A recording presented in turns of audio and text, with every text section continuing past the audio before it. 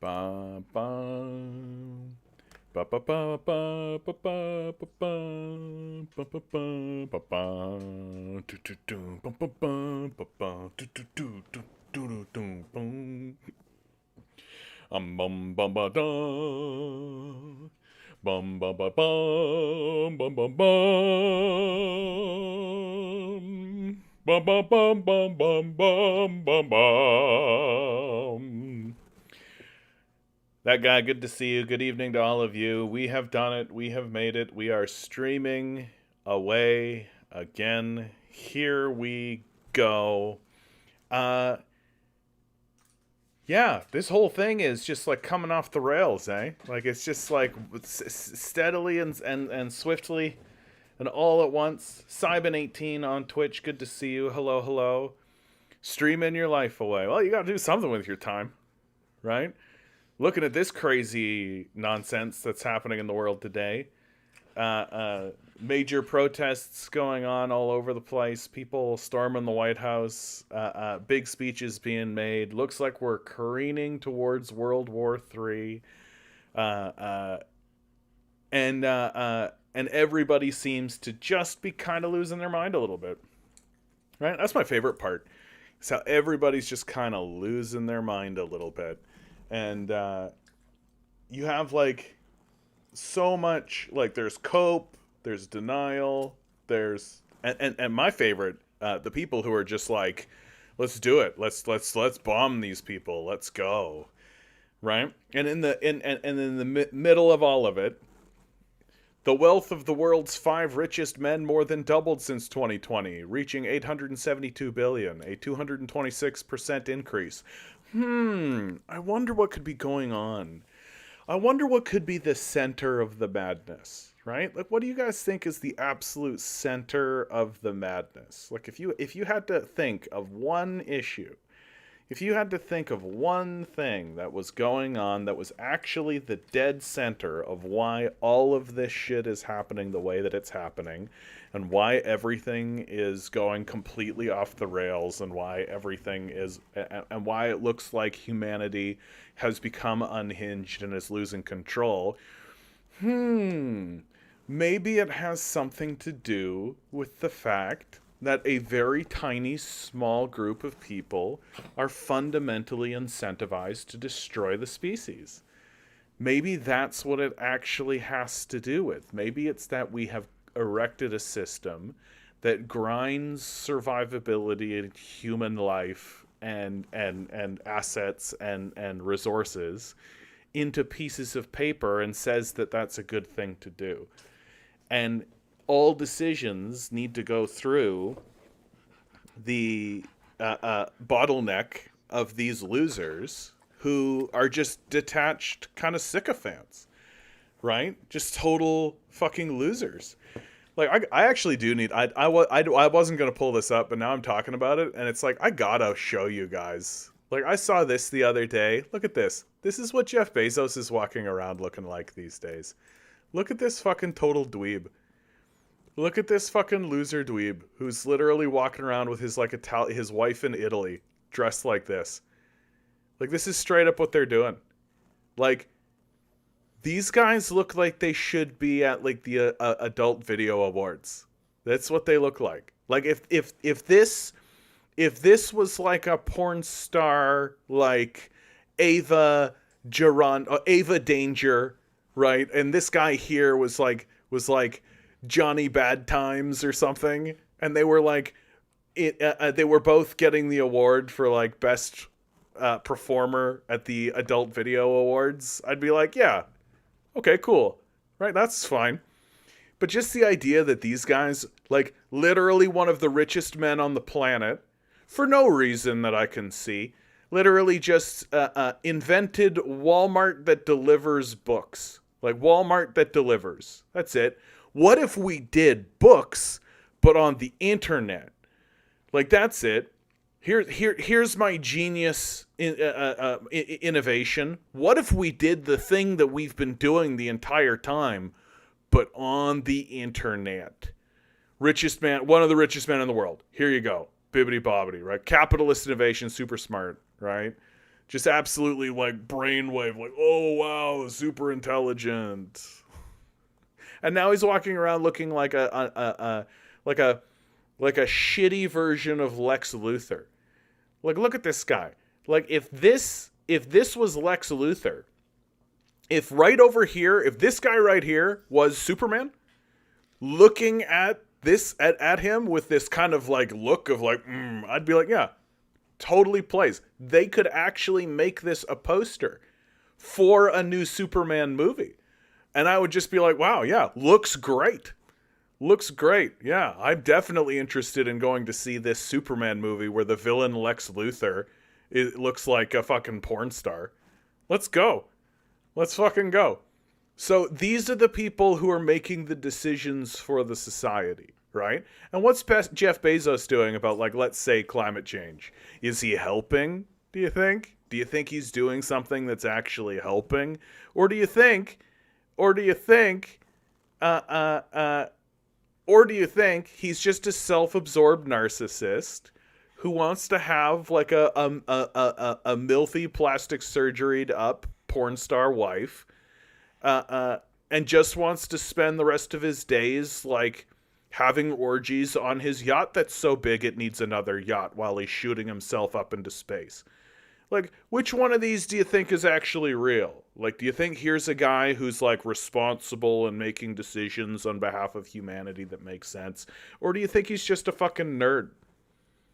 Right? Has a new bookshelf. Hello, good to see you. The Captain, good to see you, too. The Captain says his wife looks weird, not gonna lie. No amount of money can fix that face of hers. Hey, each to their own, right? Each to their own. Some people dig this look. You know, some people are into that, right? Mikhail writes, no, John, I was told on Twitter the other day that tankies are usually the narcissistic psychopaths. Yeah, source required. Like, who, when, where, who are you even talking about? What are you even talking about? Yes, the narcissistic psychopaths that often eliminate homelessness from their society. A classic narcissistic psychopath move to reduce the cost of living for everybody, make it so that education is free, make it so that doctors are free, right? Classic narcissistic psychopath move, right? Like, sometimes I think people, like, I think as we are moving forward and the level of cope is just increasing dramatically, like, people are coping, you know? And everybody's coping in exactly the way that they feel like they need to cope, right?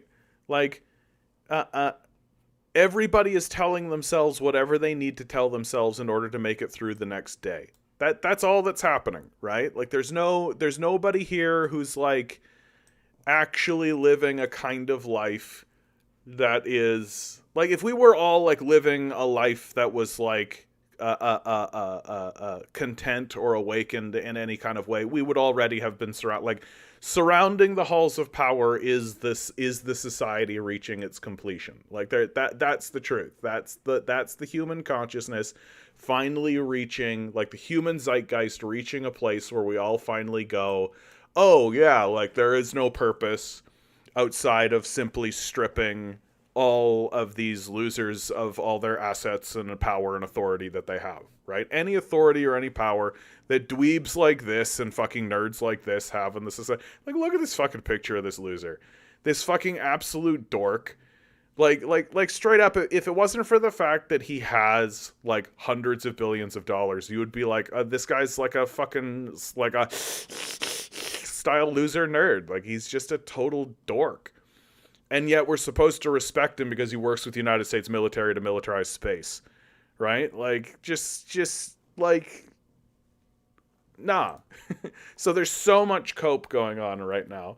There's so many things that we are that we're just supposed to like accept, that people lie to themselves constantly, right? People are and one of the lies that people have to tell is that, oh, you know, we're just as bad, or the people who are claiming that there are solutions are just as bad as us, right?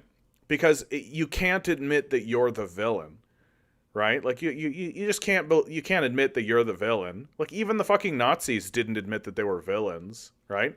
They believed that what they were doing was right and good and just, and that's why they did it, right? And it's the same here. People believe that what they're doing is right and true and just, and that's why they're doing it, right? And it's like there's going to be consequences. It's going to be big, like fucking disasters, and we're all just going to like walk into the thresher and just be like, well, here it is. My favorite, I think, good to see you demand better. Good to see you mesh. My absolute favorite thing coming up as we're walking into this is seeing there's a good amount of people who are beginning to come into the media space who are talking with a sense of just resignment, right? And that's starting to happen. And my absolute favorite is going to be watching the media personalities, the news especially. I think it's going to be the news when they begin talking in this kind of like I'm looking forward to seeing news people panic. That's what I'm really looking forward to. I'm looking forward to seeing these total frauds who have no thoughts, who have always been stenographers for power, finally get into that kind of panic space. And I'm going to be interested in seeing how they're going to pivot out of like the decades of total bullshit. Like these people should be arrested as propaganda, like they're Goebbels level propagandists, right? Like if you're a climate change denier, you've been putting forth climate change propaganda while being funded by the people who are creating the problem. You're a Goebbels level propagandist and you should go to the Hague. You should be put on trial, right? Like I think that this is black and white shit. I don't even think this is an extremist position. Right? If you are guilty of this level of crimes against humanity and propagandizing for the destruction of humanity and the destruction of the species, you should go to the Hague about it. Right? And I'm super looking forward to when the rest of the society begins to talk the way that I talk. Right? I feel like I'm usually about 5 years ahead of the society. I'm usually about 5 to 10 years ahead of the society, right? And this talking point right here is really what I live for right now. Because I have only been saying this for about a year now, and I'm really, really looking forward to when the society begins to catch up with me. Hey, wait a minute. Why don't we just round up the entire fossil fuel community and just send them to the Hague and put them on trial and then put them against the wall? Yeah, hey, wait a minute. These guys have been lying to us the entire time. They knew since the 70s. Yeah, wait a minute. I'm just going to be standing there being like, yeah, hey. Yeah, wait a minute, right? Like, it's not like people haven't been talking about that. It's not like people haven't been pointing it out for forever, right? So I'm really, really, really, really, really looking forward to it. Really looking forward to it. Demand Better writes, America is so awful for bombing the Houthis. None of us expected better, but they need to stop being the world superpower. Yeah, I mean, they're not going to just stop.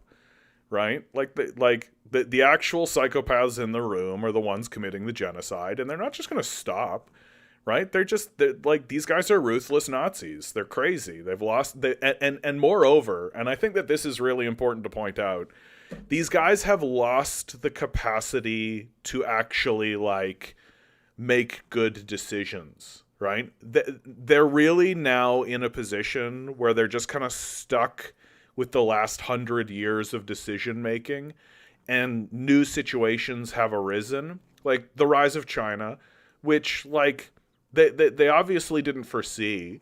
They lack basic awareness or basic prediction. Their economists are basically just scrying the future, right? Like nobody in America has what could be considered intelligence. They're not trying to know things. It's all just like a big confirmation bias pyramid scheme, right? That's unraveling. And so now they're just stuck with all these problems, and they have no solutions. There's no easy way out for America on any of this, right? That we're all just going to watch it unwind right in front of us. And as it happens, America's just going to grab for solutions, right? And they're going to grab for the only solutions that they know how, right? It's that classic, like if all you have is a hammer, right? Or if all you are is a hammer, then every solution's a nail, right? That's all you can do. because it's the only thing you've ever taught anyone. It's the only thing you know. It's the only solution you've ever reached for, right? You read their documentation, it's literally just shock and awe shit. That's all they've got. And if you're like a power that's just like, well, they're going to come in and they're going to try to do shock and awe, so we're not going to be shocked and we're not going to stand there in awe. And then when they're done with their big like, ta-da, we did it, we're just going to go, okay. So we're going to execute an actual strategy that we've been thinking about for a long time. And then America goes, dur, dur, dur, because they don't actually know what they're doing. Right? It's obvious they don't know what they're doing. It's obvious that their whole strategy is just to overwhelm with enormous power, because all they've ever fought since World War II are helpless nations that don't have navies, air forces, or even standing militaries in many cases. Right? That's all America has done since World War II, a war that the Soviets won. So like the Americans are proving on the world stage in pretty big, massive, enormous ways that they gotta yeah,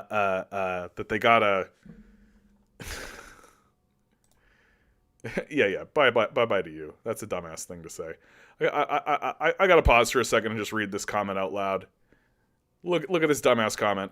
Yes, the Middle East should calm down a little bit and maybe get to know some Christianism. What a dumbass fucking thing to say. I'm so glad that you're banned.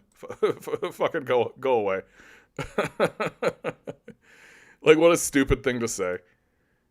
Like, yeah, the solution is Christianity. That's the solution. Absolutely, the solution is Christianity. Yep. Dumbass. What a fucking stupid thing to say. Probably a Nazi, too. Oh yeah, dude. Germany is shooting itself in the foot. It's going to isolate itself too. So, and you're probably right. Like, there's probably going to be like a rising German power. You'll probably get like the Fourth Reich out of this, right? Christian values is the solution for Europe. Jesus Christ, man! I'm so happy that we've got these religious nuts in here that I get to ban. It makes me feel so good.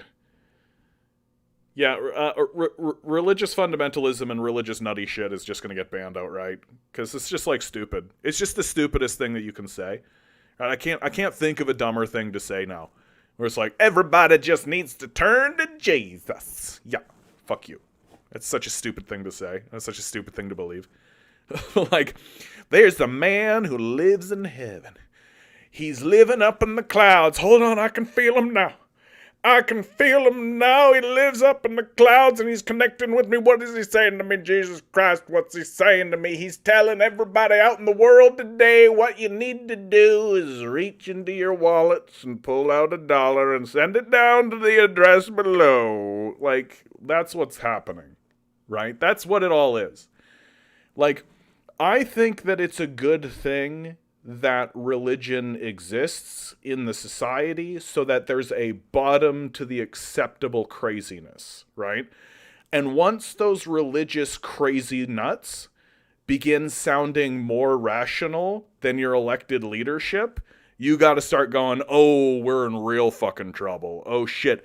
The guy with the fucking stupid funny hat who wears a robe all day, right, reading a book that was written 2,000 years ago about a fucking wizard, is starting to sound more rational and reasonable and starting to make more sense than our elected officials. Oh shit, guys. Oh fuck. Oh no. Right? Like, that's the reason why religion is important, and near as I can tell, it's like one of the only real reasons. You know, in a practical sort of way. Like, if you read the book and you're like, oh, that inspired me, okay, great. But in like a real world, kind of like, what's the purpose of this sort of thing? It's to make sure that we know where the absolute bottom of acceptable discourse is. So that when people go below it, we can just be like, oh shit. Red alert, red alert, red alert, big crisis, big crisis. The man in the funny hat makes more sense than your elected official. Oh shit.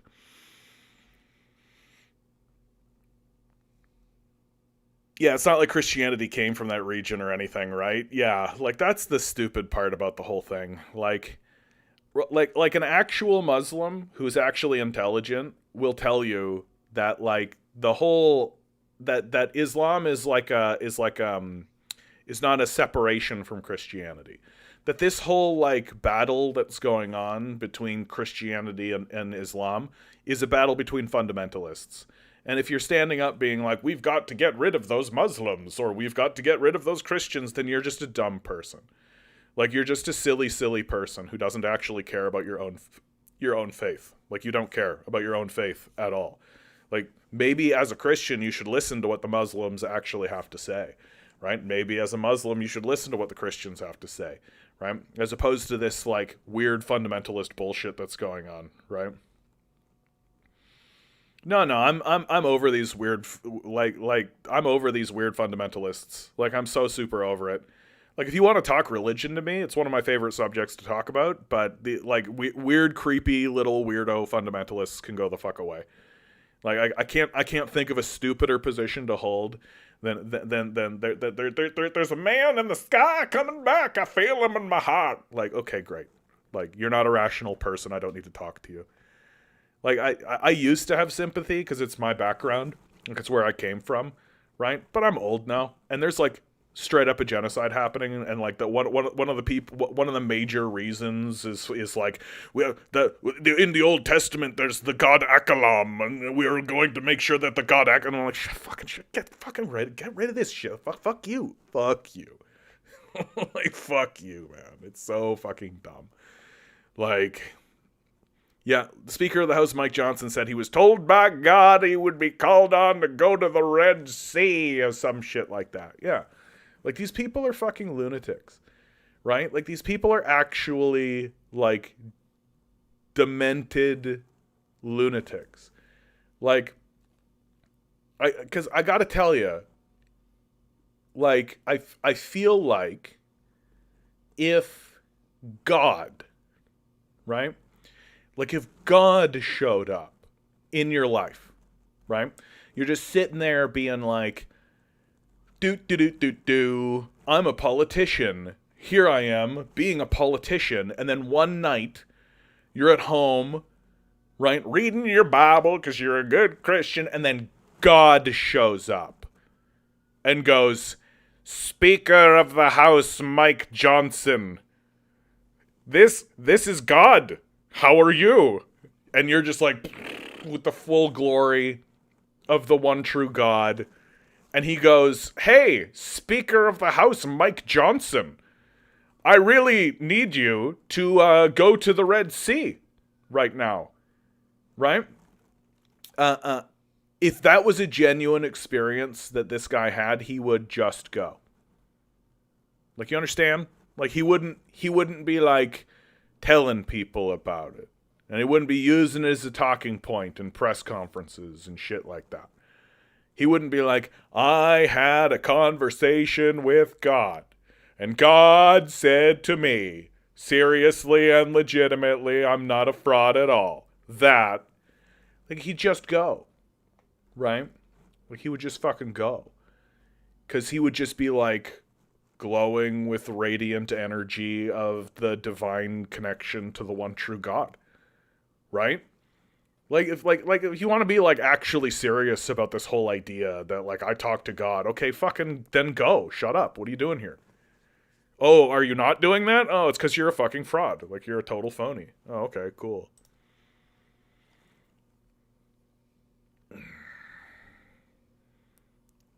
Fiddle forward. Yo, Pope Daddy said some stuff.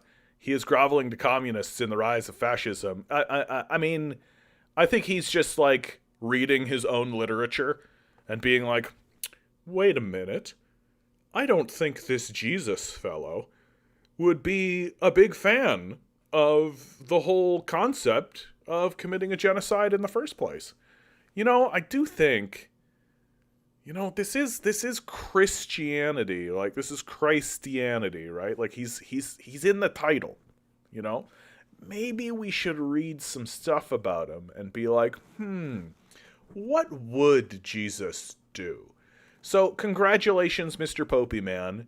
You have asked yourself the same question that every 14-year-old in the Midwest with a little WWYD bracelet asked themselves once at one time, and then promptly had sex with him anyway, right? Like, come on, let's be legit. But at least you asked the question and then went, you know what? I bet Jesus would be like, this whole genocide, a bit concerning. I think it's a bit concerning, and we should all be concerned about it. Which is essentially all he's ever said, right? He's not sitting there being like, Joe Biden's gonna go to hell and burn eternally with the devil, right? He's not saying that. He's not condemning anybody. He's not coming down with condemnation or any of this shit. All I've ever seen this guy literally say is, what's happening in Gaza looks real bad, you guys, and we should pray about it with the heart of Jesus, right? Who gives a fuck? Like, I mean, I do give a fuck, because at least he's saying that. And Catholicism still has whatever sway it has, because she's like, I guess we got to cling on to something. We got to be like, oh, it's a magic book. The magic book will tell us what's right. Right? Compton, good to see you. Mike Johnson slammed as megalomaniac for comparing himself to Moses. Yeah. Cody Johnson of Some More News did a great expose on Mike Johnson and really, really revealed that he is a very creepy person. Like a real weirdo. Like a real true believer, Christian gospel, like weird, creepy guy. And I just feel like the more power he gets, the more he believes, and I think that his belief is genuine, the more that he actually believes that he's got this power because Jesus loves him. Right? That, like, he's just in this position, like one day he's going to strike at the presidency, and if he ever becomes the president, he's going to be like, Jesus Christ, the whole time, right? He's going to make all of the other presidents, like Reagan was a big fundamentalist nut job, so were all of the Bushes, right? We're going to go into the Middle East and we're going to launch a crusade, and everybody was just like, that's a normal thing for a president to say. Totally normal for a president to go into a region full of Muslims saying we're doing a crusade. Normal, right? And like, and so Mike Johnson, he's gonna be way more open about it. He's literally gonna do speeches where he's like, so me and Jesus were talking. Right? Like, and we're all just gonna be like, oh my god, dude. I miss Biden. At least Biden was like incoherent rambling because of age. Right? And then Trump's incoherent rambling was just because he loves the sound of his own voice. Right? This incoherent rambling is gonna be like so Jesus fueled. It's gonna be annoying, is what it's gonna be. It's gonna be like, I didn't realize that the decline of Western civilization was gonna be so fucking annoying. Right? I thought it would be more dramatic than this, but instead it's just going to be like, we got to go into that region and waste another $1 trillion for Jesus. It's just like, fuck, at least have reasons. Like, at least have, like, stated goals and shit. Ugh. Yeah. Has new bookshelves, like, literally bravo for doing it with such ease. Yeah. I got it, Like, we got to draw lines in the sand here. If you want to go have religious nutty bullshit conversations with religious nuts, there's lots of those guys, right? There's lots of people who are like, the Bible is the true word of the one and holy Creator. Every single line of it's written by the truth of the gospel, and you can't disprove it, so that makes it true. Like, there's lots of those, like, lunatic guys walking around. Go talk to some of them. Here at the Canadian Commie, we try to discern between reality and what's real and what's fake. Resist. I gotta tell you, dude, on Twitch, strong first comment, strong first line. I'm liking this. You guys on the YouTubes, you're gonna like this, right? You guys are gonna like this. I was listening to Vosh. Already a trouble. I gotta really say to you, my man, why? Like, why? Why are you? First of all, why are you listening to Vosh? And then second of all, why are you confessing to it? That's the deep shame. Confess. Flagellate. I'm so sorry. No, I'm kidding. You can listen to Vosh. It's fine. I don't know why anybody would. Like, my heaviest critique of Vosh is very simple. He's extremely boring. Like that to me is like he says nothing interesting. All of his takes are literal CIA propaganda. Uh, uh, he's like literally like just like to the very right of center, and like people like to say that he's like a leftist, but he's not, right? Literally 40 years ago, he would have been a red Tory here in Canada. Like he's and and he doesn't actually like understand anything. That's the thing that kills me the most. Like he doesn't know anything. He's not well articulated. He like he's got a nice voice, right? But he's stupid, right? And I use that in the most technical term possible. He's a very stupid person. And when he encounters anybody who's smart, it's obvious, right? All he can do is sort of interrupt and talk over them, and then do the classic sort of like making them rephrase things and state them over. So it ends up, any interview ends up being an interrogation. It's not an actual interview. You don't learn anything because Vosh is there to make sure that you don't. And the whole thing is about like, Vosh got him. And it's like, what are you fucking even doing here?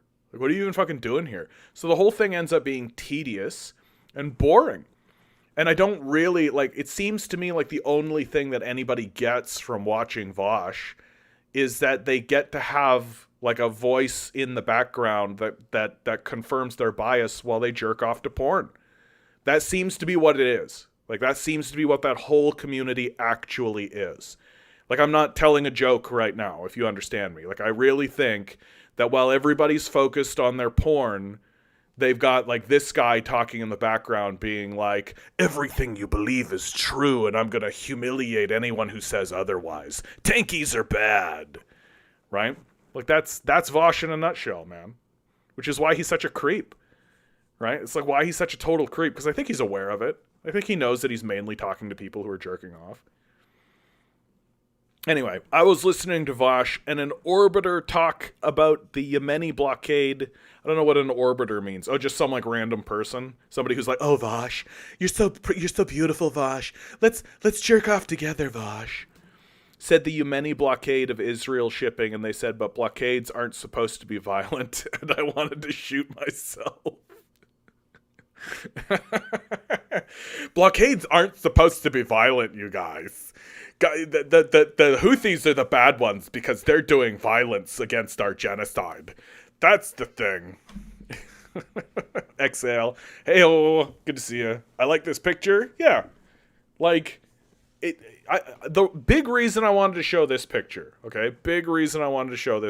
Okay? Is that I've been saying recently that humanity is like a dead end. I've been saying that the last couple of weeks. But I need to remind myself, and I need to remind my regular listeners, that humanity is not a dead end. The West is a dead end. That's what's actually going on. Humanity is not a dead end. The West is a dead end. And the West is going to careen right into that dead end. And it's going to do it, like, dramatically. It's not going to recover, right? It's going to smash directly into that wall as hard as it possibly can. It's going to do so with like thunder and fury. It's going to blow up a lot of shit on its way down. It's like possible that the West has like little moments of like, well, we can't just drop all the nukes, right? Like it's possible that it's going to have all that kind of stuff. It's possible that people are going to actually look at the Americans and just be like, yeah, we're just not going to trade with you anymore. Like this statement here makes a lot of sense, right? I think what Yemen is doing to try and end the genocide in Gaza is genuinely beyond the comprehension of the Western political and media class, because it embodies concepts they don't even know the meaning of: real sacrifice, honor, solidarity, and commitment to a higher cause, which is actually the truth.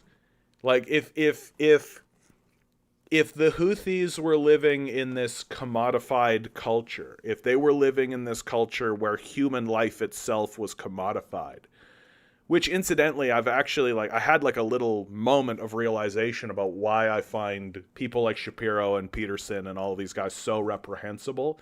And there's lots of reasons why.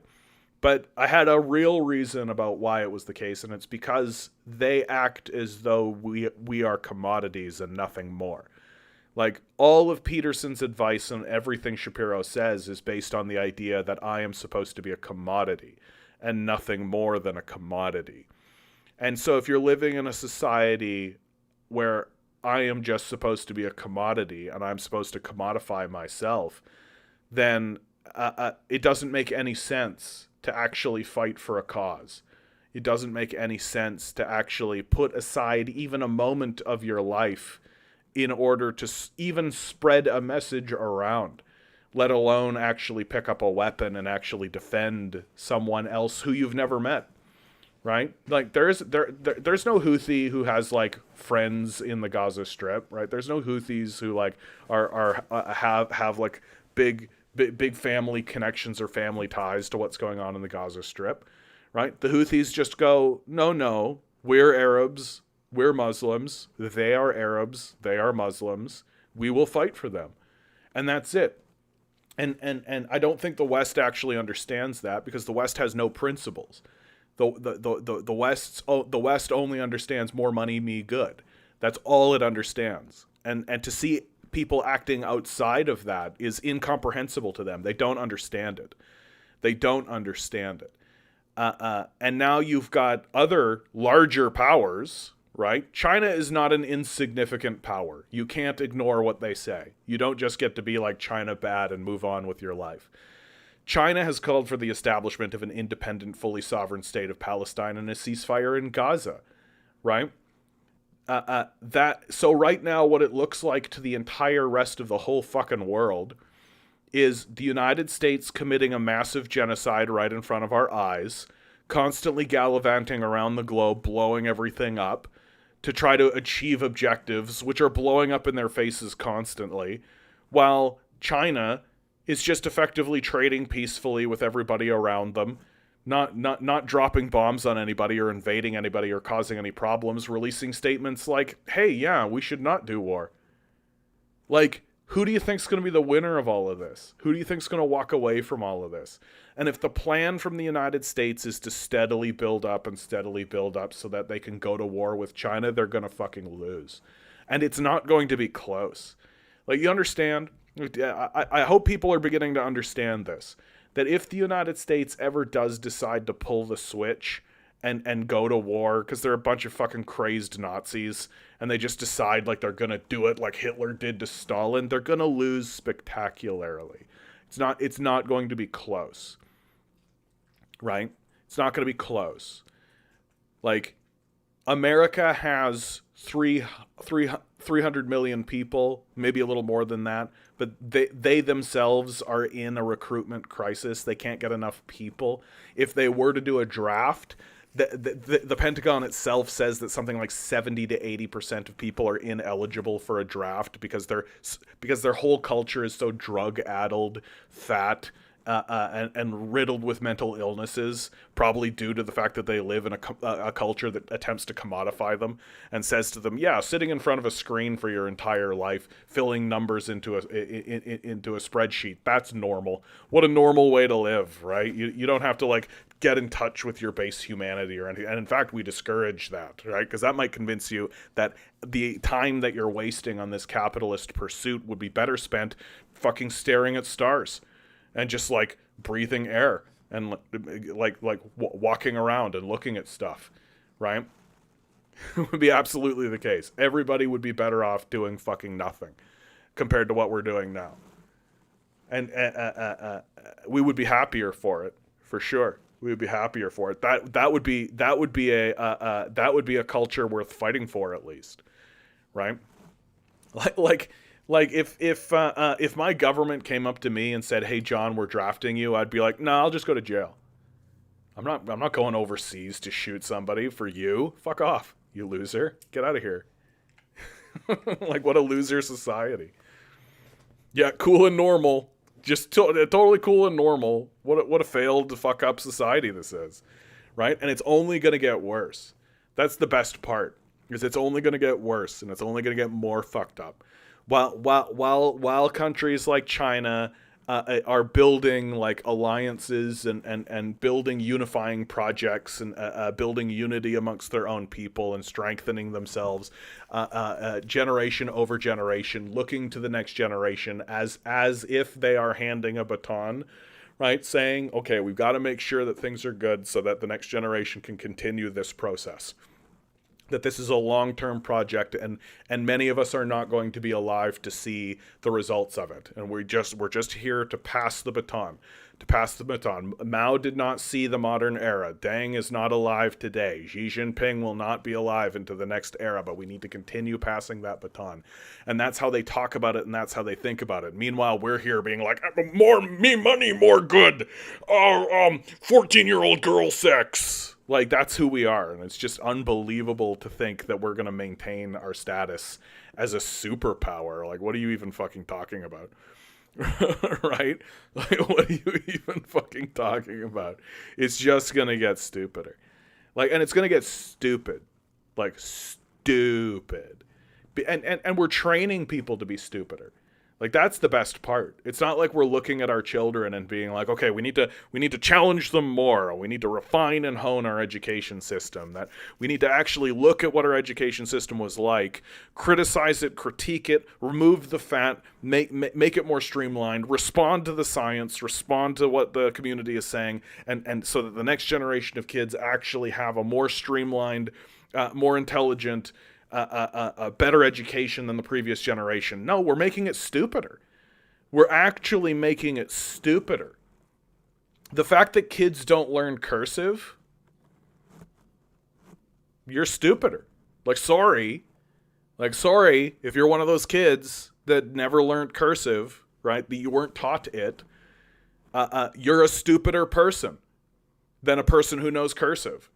Because you're not unlocking a section of your brain and you're not engaging with the language in a way that involves any kind of imagination or creativity. You're just a dumber person by definition.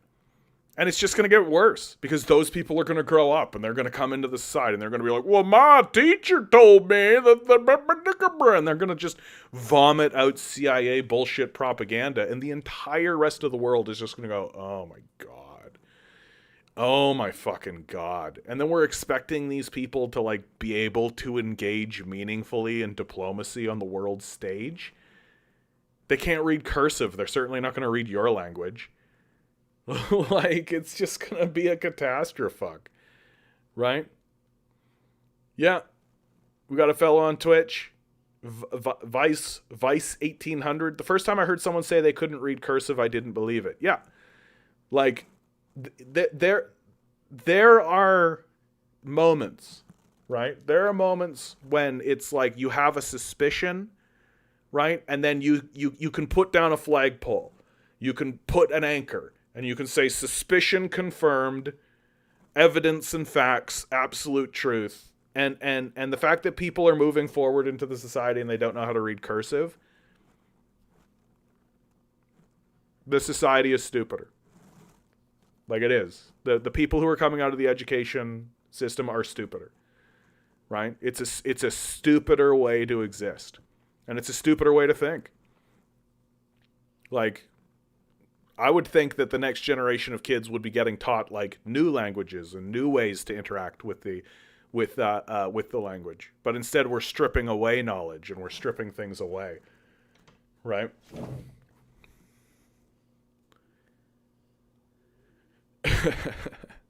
Ignorance is bliss is a popular ethos. Yeah. Why would you torture yourself learning about things you can't change? Just go with the flow, man. Forget about the ebb. Yeah, and my favorite part about all of this is that people like this will be like, you manifest your own destiny, man. Like, what you manifest in the world, that's what really matters. Like, oh, do you think we could do that collectively then? Do you think we could all get together as a people and make a decision about a thing and then collectively manifest a thing into the world? No, you dumb fuck. You're just going to go off into the field and fucking jerk off. Like, actually, I shouldn't say that because that would be more useful than what they actually do, which is go work for Google or something. Right? Like, you're just going to sit behind a desk, being a little drone monkey for these tech companies that are actively trying to betray you at every single step of the way, right? Like literally, we've got articles now. What's my favorite? Come on, where is it? I had it. Here we go. AI to hit 40% of jobs. Worsen inequality, IMF says. Because inequality is doing so well already, right? Inequality is already super good. Things are super equal right now. So get ready for it to be worse. IMF's managing director, Kristalina Georgieva, Georgieva. Kristalina Georgieva. I got to tell you, I love that name. That's a good name. Says in most scenarios, AI will likely worsen overall inequality. Miss Georgieva adds that policymakers should address the troubling trend to prevent the technology from further stoking social tensions. The proliferation of AI has put its benefits and risks under the spotlight. The IMF said AI is likely to affect a greater proportion of jobs, put at around 60% in advanced economies. In half of these instances, workers can expect to benefit from the integration of AI, which will enhance their productivity. Because I know, as a person, that's the thing I care about the most in my life, is that my productivity gets enhanced, right? I love it when my productivity gets enhanced. Did my wages go up? No. Oh, do I get more time off? No. Do I get to retire earlier? No. Oh. Okay. I don't give a fuck then. And I don't know why anybody would or should. Like, oh boy, my boss gets a yacht. Like, who gives a fuck?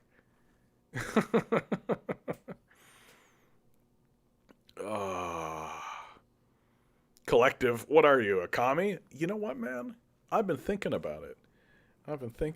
Yeah. I've been listening to the writings of Lenin. I just finished The State and Revolution, and now I'm in What Is to Be Done. And it makes sense that more communists don't recommend these books, because I'd say about half of them are just Lenin chewing out other communists of the day, like, and anarchists. But basically just Lenin just being like, Kekovov said this, and that's silly. You're just like, okay, Lenin, like, I get it. You got a chip on your shoulder about these guys. So they're not like Marx, where Marx is a little bit more universal, and like Marx is just like, here's the evidence, here's the facts. Marx gets tedious because there are definitely sections of Marx where it's like, and in the fifth quartile, we can see the underpinning of the fifth percentage. And in that percentage, if one undertakes the pursuit to see the fraction of unto which the dissertation between the two divides them, it shows that the furthering of the latter is better than the former. It's that kind of writing where you're just like, nah, bruh, nah.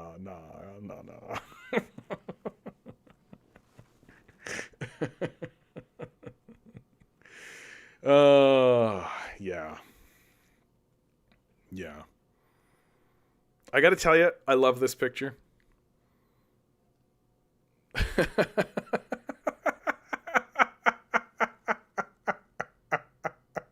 On Twitch, a guy named No To Bud, who probably needs to smoke more weed. Communism. Is communism bad? Not even communism is bad. Communism bad. I gotta believe that that's a joke, my man.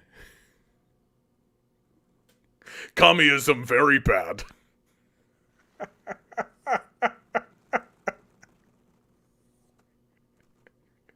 Why say lot word when little word do?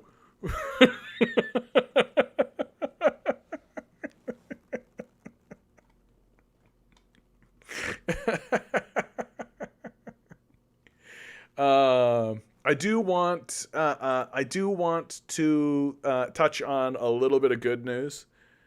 A little bit of good news. So, here in the city of Toronto, I am the Canadian commie. Toronto is our most populous city. Uh, uh, from the Star, come on now. Into Tron. What's your jam? What's going on? Stop, refresh. I hate it. There we go. Olivia Chow, mayor of Toronto, the widow of former leader of the NDP, Jack Layton, is putting forward a property tax increase. Yep, 16.5% property tax hike incoming.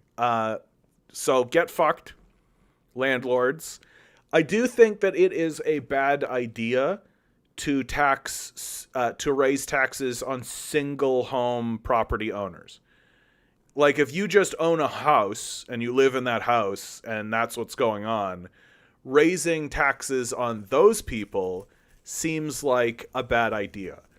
I would much prefer it, and if I was her advisor, I would definitely say to her, you can just like raise taxes on everybody's second property and like third property, like you can do that, right? It's perfectly possible to just say, like, create a progressive tax system that says first house fine, second house little more, third house more, right? Fourth house lots, right? Like that's a perfectly reasonable thing to do, because guess what? I think that if you're a landlord, chances are good you own a property for yourself. So it makes sense that the place that original person lives in should be like more or less, okay, right? Okay. But if the issue is that like we've got these fucking scumbag landlords being pieces of shit, yeah, jack their prices. Jack them, right? 16%, fuck it, 80%. Fuck these guys, right? But Liberal MPs are fuming after Mayor Olivia Chow's administration threatened to hike property tax even further if Toronto doesn't get more money from Ottawa to cover shelter costs for refugee claimants. I love how this is being framed as if it's like Olivia Chow threatening to do this thing, like as if she's not like sitting there being like, hey, like we actually have like legitimate, like, shit's not free. Have you noticed how inflation's going through the roof? Right? They voted for Trudeau. They get to pay for it too. Like,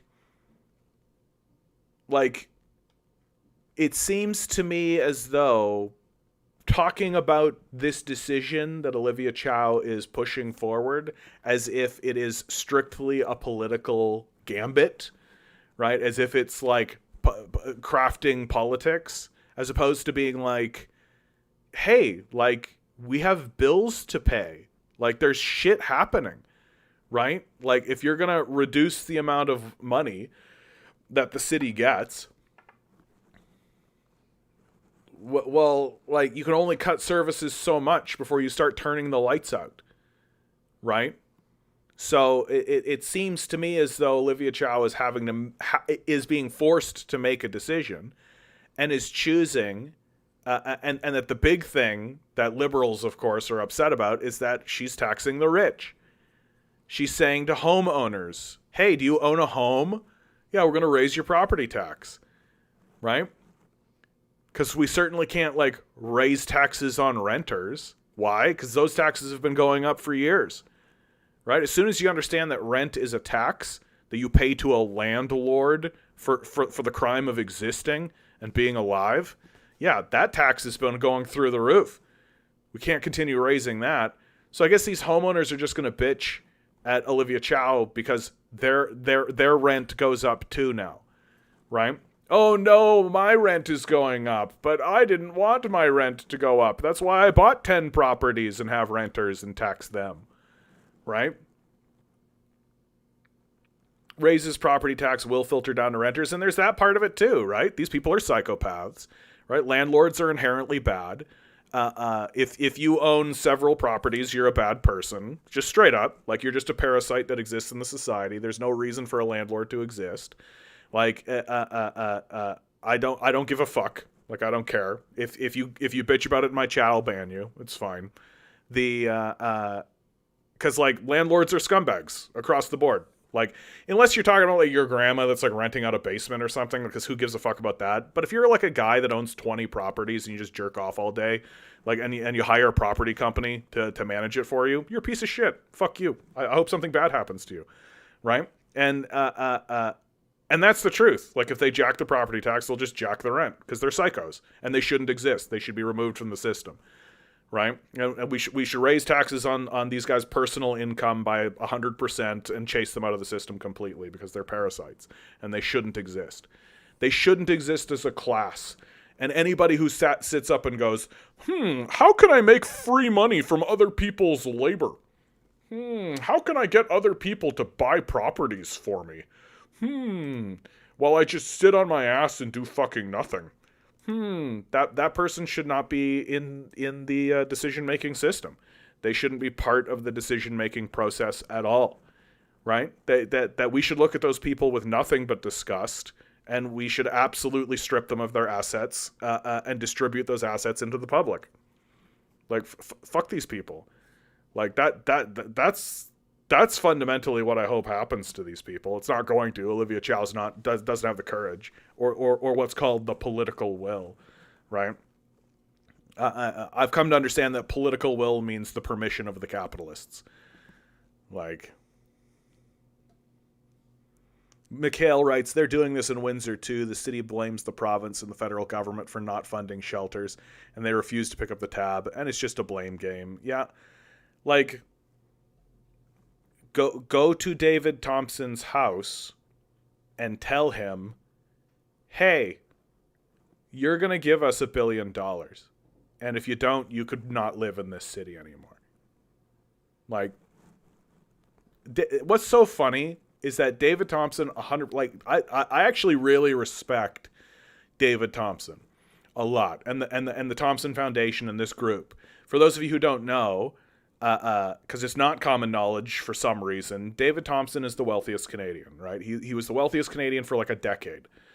It's only extremely recently that he is no longer the wealthiest Canadian. And do you know how it happened? It didn't happen because one guy suddenly made a whole bunch of money, although one guy did make a whole bunch of money, right? I forget his name offhand. We could look him up. But he's like a cartoon villain where he like literally is like, I made all my money in crypto and money laundering, and now I ran away to China. It's like straight up this kind of person, right? And so he made a lot of money very quickly. But the reason why David Thompson's no longer the richest Canadian is because he took his wealth and spread it evenly throughout his entire family and also across his foundations. And so technically, it's not pooled under his name anymore. It's just been disseminated throughout his entire organization. So if you look at everybody connected to his organization, he has something like $100 billion, right? Like around there. But because it's disseminated, because it's not David Thompson, it's also Peter Thompson and Jack Thompson and Cheryl Duvall, and like down the line it goes, right? Whenever you see a list anymore, now it's this guy's the richest when it's still David Thompson. So it's brilliant. It's a brilliant maneuver on his part, because his MO has always been keep the spotlight off of me. He's a very intelligent billionaire. He's not a moron like Elon Musk or Bezos or any of these guys. Like he's even smarter than Gates. Gates doesn't really seek the spotlight, but he doesn't say no to interviews, and he doesn't shy away from this kind of shit. Whereas David Thompson has always known from like the time he was born, the media is not your friend. It's better to own sections of the media, and to, if you want to communicate with the wider world, communicate through that, which is the Globe and Mail. But don't do interviews. Don't let people know your name. Don't be a personality, right? Don't come out and be like, hey, everybody, David Thompson's here. Hello, right? Make it so that nobody knows who you are, and nobody does know who this guy is, which is great. It's brilliant. We should tax him out of existence, right? Because his entire strategy is to essentially be a parasite in the society. He's a various investor. He has various investments, right? He essentially owns 5% of everything that's worth owning.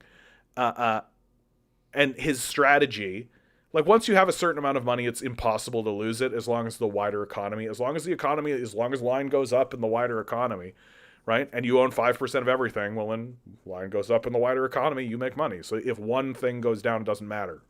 The general trend is up. And so you're always making money off of other people's labor, right? While you do fucking nothing. And that's David Thompson, man. That's David Thompson to a T. He lives in Toronto. Olivia Chow should go to his house, knock on his door, and be like, money. And if he goes, you take him and you put him in a jail cell and charge him with tax evasion. Like, and do away with this dumbass tax avoidance. I can't believe that for years and years I had to hear these people be like, that's not tax evasion. It's tax avoidance. Yeah, I didn't murder a guy. I just permanently relocated his spirit. That's different. There's nothing in the book that says you can't permanently relocate a guy's spirit. Judge looking at the book being like, yeah, that's true, actually. There's nothing in the book that says you can't permanently relocate someone's spirit. Oh, I didn't realize that all we had to do was change the word. And then it was, it's a different thing all of a sudden. Tax avoidance is tax evasion, right? And if any lawyer or judge was to look at that and try to make the case in front of me that, yeah, tax avoidance is not tax evasion, I would just assume that they were guilty of tax evasion, and we should just charge them with that. And just, like, look at their shit and be like, oh, yeah, you're evading taxes. It's obvious. No, I'm avoiding taxes. This is the kind of shit you can do to a culture that doesn't know how to write cursive, right? If you don't know anything, if you're too stupid to understand basic things, people can just say whatever they like in front of you, and you just go, because you're gullible. Because you're such a fucking gullible rube. It's like when people walk in here and they're like, the Nazis were socialists, you know. The Nazis were socialists, you know. Oh, you fucking gullible rubes. You're just gullible. You'll just believe anything you're told by anyone who tells you. And everybody will just be like, yeah, I guess that's a thing. It's true, yeah. Jesus. Mikhail, yeah, speaking of which, if a company buys a company, then buys a company, and buys a company, they should have to change the name to actually owning the company. Yeah, it's almost as though the system is set up by frauds, right? It's almost as though if the entire system was set up by genocidal maniacs hell-bent on maintaining their own power. It's almost that's how it is. Yeah. Yeah. Like, and then you get fucking articles like this. Like, read this article.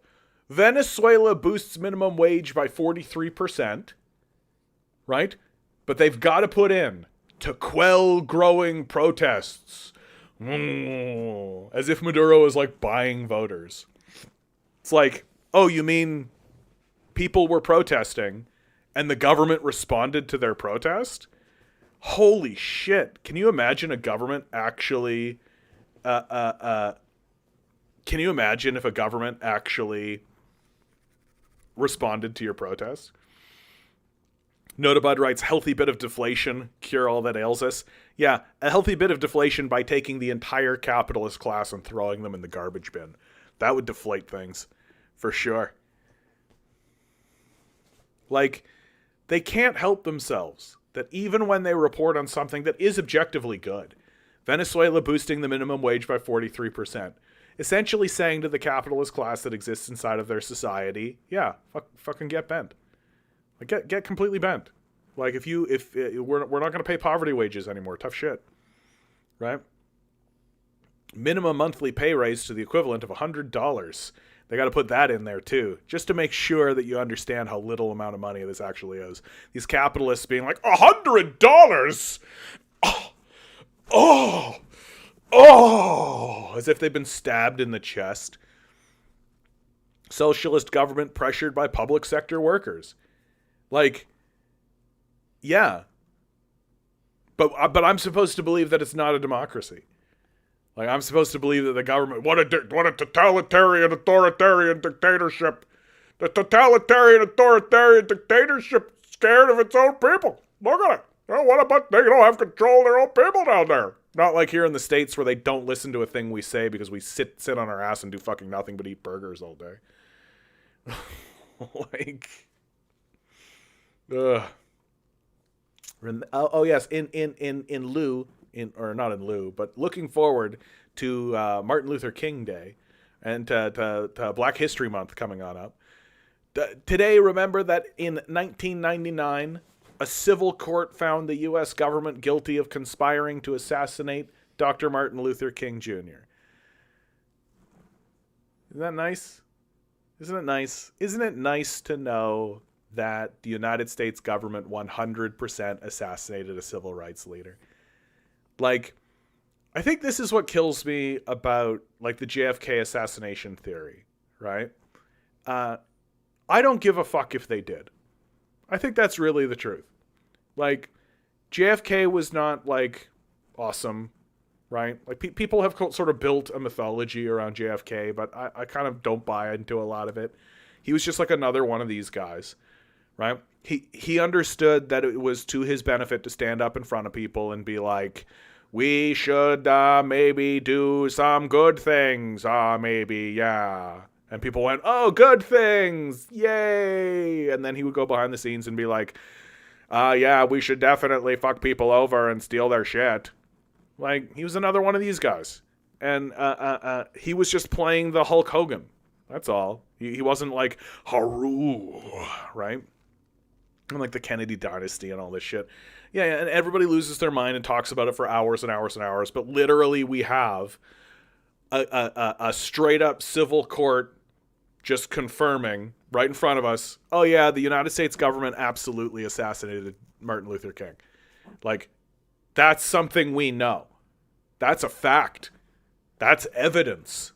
That's a definite thing that occurred. Martin Luther King was assassinated by the United States government. And like, nobody talks about it. It's just never discussed. Nobody talks about the ramifications of what it means for the United States government to have assassinated a civil rights leader.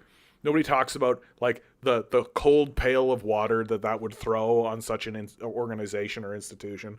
Nobody talks about like the consequences or the fallout. And if that's the shit that's gotten into court, what other shit were they doing? What other shit's been going on? Who else have they murdered in the civil rights movement? Who else have they been harassing in the civil rights movement? Right? If we know they absolutely shot Martin Luther King, for sure, like, what else have they been up to? And people will be like, oh, well, slavery ended so long ago. The civil rights movement helped everything. And Martin Luther King, that's why he taught me that I need to measure a man by the quality of his character and not the color of his skin. And that's why I don't think that we should overturn Jim Crow laws. Because I don't see color. Yeah, but the USA, the USA is very serious and wouldn't do such things. No, to Bud, I do not think civil courts can make findings of guilt. Communism bad. Ooga booga. What's the point of a civil court then, Bud? Like, yeah. Huey Newton, Fred Hampton, Malcolm X. Jesus fucking Christ. Yeah, they can't pursue like criminal charges. Correct. You did it. Well done, bud. Like, well done. But it's like how it was a civil court that found OJ guilty of murder, right? And so we can call OJ Simpson a murderer, and we know he's a murderer because he was found guilty in civil court. The criminal court didn't find him guilty, right? But the murderer, OJ Simpson, definitely murdered those people because the civil court found him guilty of murder, right? On YouTube, climate denialism takes a turn. A study of more than 12,000 videos found that efforts to discredit the climate movement have moved on from whether climate change is real to focus on skepticism of solutions, activists and scientists. Like, these people should go to fucking jail, right? These people should go to fucking jail, man. Like, if you're a person, if you are a person who was sitting there going, climate change isn't real, while taking money from the fossil fuel industry, and now your shtick has turned to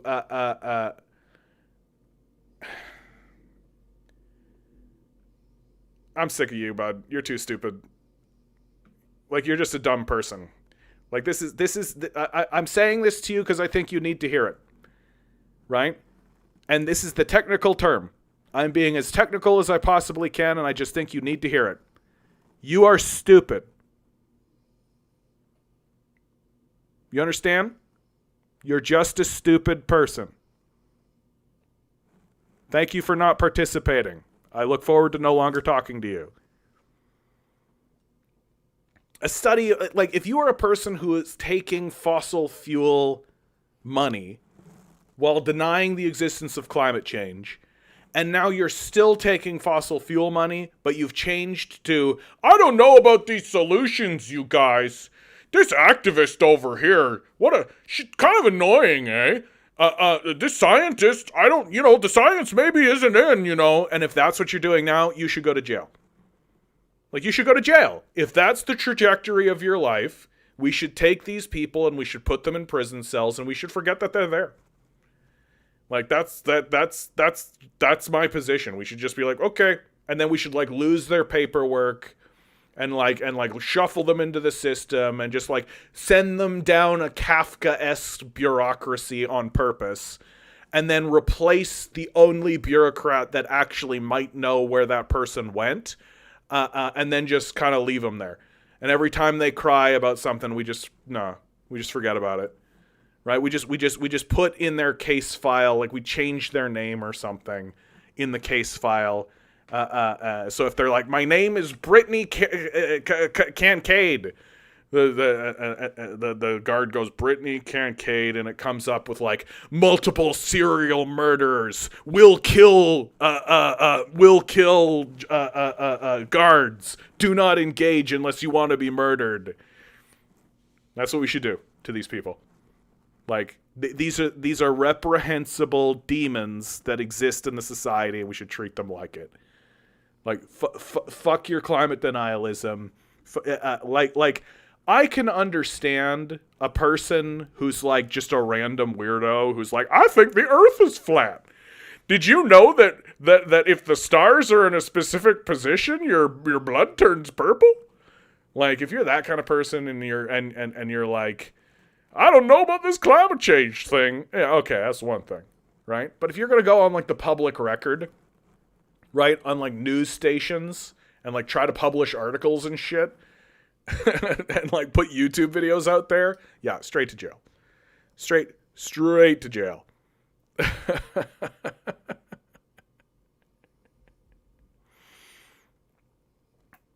Tupac read Stalin. Yeah, absolutely. That's why Tupac was a threat. Because Tupac was a poet who was reading theory. Very threatening. Fiddleford writes, the conditions which created those who betrayed as well are considerable. The conditions which created those who betrayed as well are considerable. But I have no idea what you're talking about. But I appreciate you. Radio writes, since the Alberta power grid was privatized, how well has it been maintained? I don't know, dude. I don't know. I assume it's going to go the way of Texas, and it's just going to break down every so often now. Because it's just like, they're completely disincentivized to maintain it. Why would they maintain it? Who cares? Whenever there's a crisis, they get to jack the prices, right? Why would you maintain such a system, ever? You mean I no longer have to pay the maintenance bill, right? And anytime this thing fails, I can just jack the price of electricity on everybody and make $1 billion? And nobody will stop me from doing that? Yeah, why would I ever maintain this grid? Like, privatization is such a failed idea. It's such an obvious failure. Mikhail writes, well, I am skeptical of dimming the sun. Yeah, that's my favorite one, man. That one cycles back around, I'd say once every 3 months now. I see an article where they're like, so we've been looking into dimming the sun as a way to fight climate change. I really do think that there is I think Lucifer is in the conversation. You know, I don't think that any of these guys are Lucifer, but I definitely think that there's a room in Bill Gates' house that is right in the middle of it. There's an orb that's covered with a cloth, like the Plantier from Lord of the Rings with the Eye of Sauron and all this. And I think that he connects into the orb and has conversations with the Dark Lord Lucifer, who's like, your lands are not yet ready for the entrance of my unholy armies. You must dim the radiance of the sun. Right? And I bet you Bill Gates is like, yes, Dark Lord, we must dim the radiance of the sun so that we can see your unholy visage. Thank you for your blessings upon me, Dark Lord. I really think that's what's happening. If that's what, let me be clear, I don't think that's what's actually happening, but if that were to be the thing that was happening, I'd be like, yeah, all right. I wouldn't be like, what? What do you mean? I would just be like, oh yeah, okay, checks out.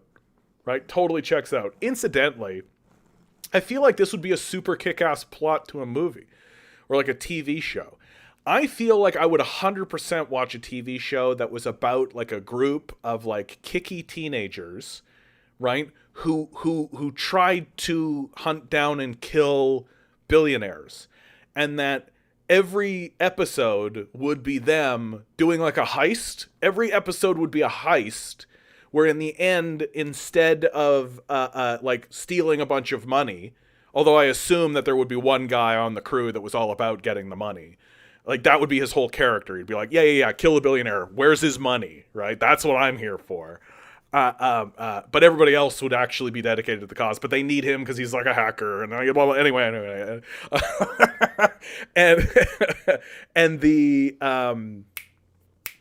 And so at the end of every episode, they end up killing this guy, right? And in one of the episodes, the guy could literally be communing with the Dark Lord Satan, just straight up, introduce the concept into the universe that I am creating, that the devil is real and billionaires talk to them. And then you could do episodes where some of them are dealing with aliens, and then you could do episodes where there are different gods, and then of course as the show went on, eventually they would it would get very very oh, we're gonna go fight the devil, that kind of thing. It would be great, right? It'd be great, right? Even as I'm telling you about it. The problem is that the only name that I can really come up with is Kill Billionaires, and I think Quentin Tarantino would sue me. So I need a punchy, kicky name for this show that actually that would actually not end up getting somebody sued, i.e. me. Because Kill Billionaires, Kill Billionaires, maybe if you changed all the font, right? If it wasn't the black and the yellow. Right, is if you got rid of the black and the yellow font and you just called it Kill Billionaires, right? And you really leaned away from Kill Bill, right? You really leaned away from it. It was just Kill Billionaires, right? It was just Kill Billionaires, boom, right? Anyway.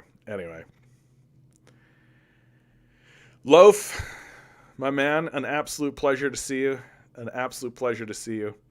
Yeah, we had problems during the cold snap this weekend in Edmonton. No shit. Right? Had to reduce power use. Yeah, it's almost as though the privatization of the power grid is a dumb fucking idea.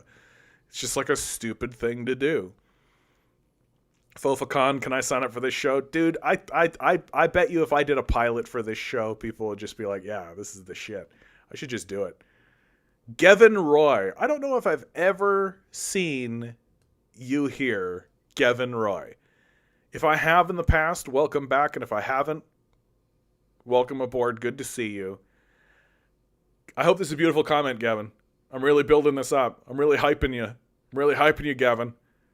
I hope you and I are going to have a beautiful time together right now. Because I've already banned, 3 people today for being religious losers and just dumbasses generally.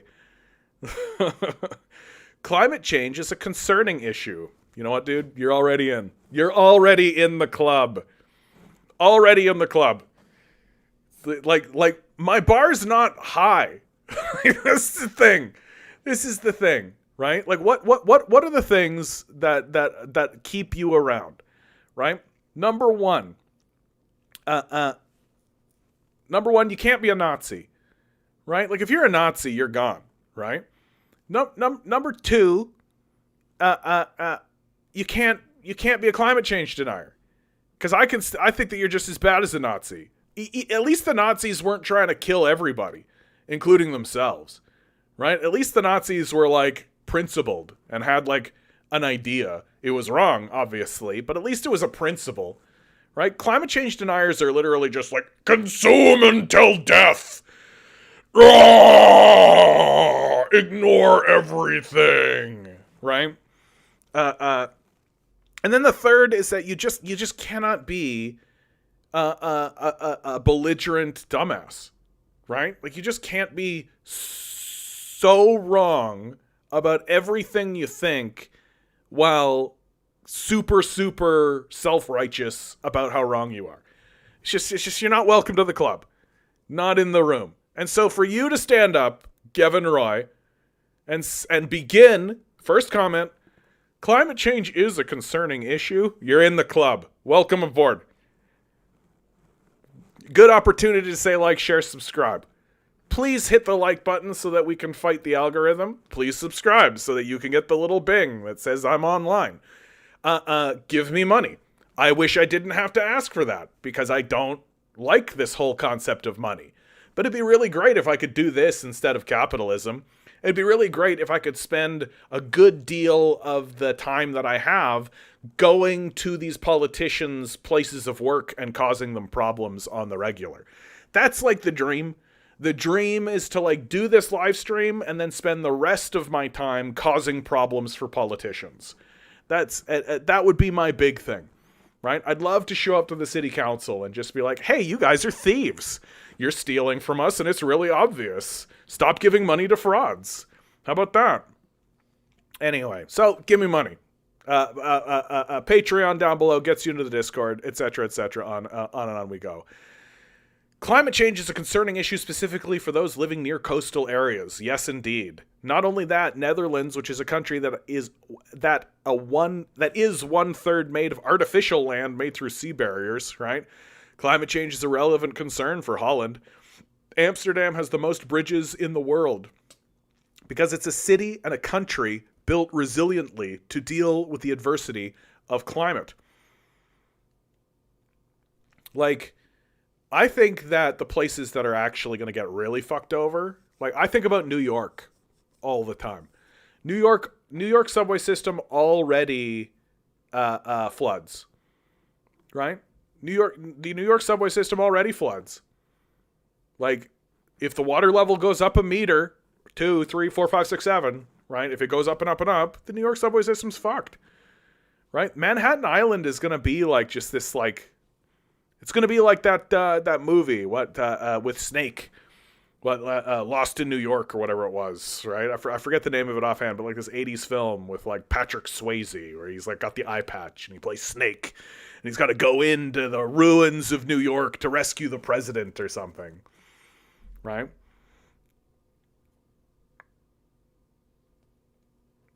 Hey, Timothy, how you doing?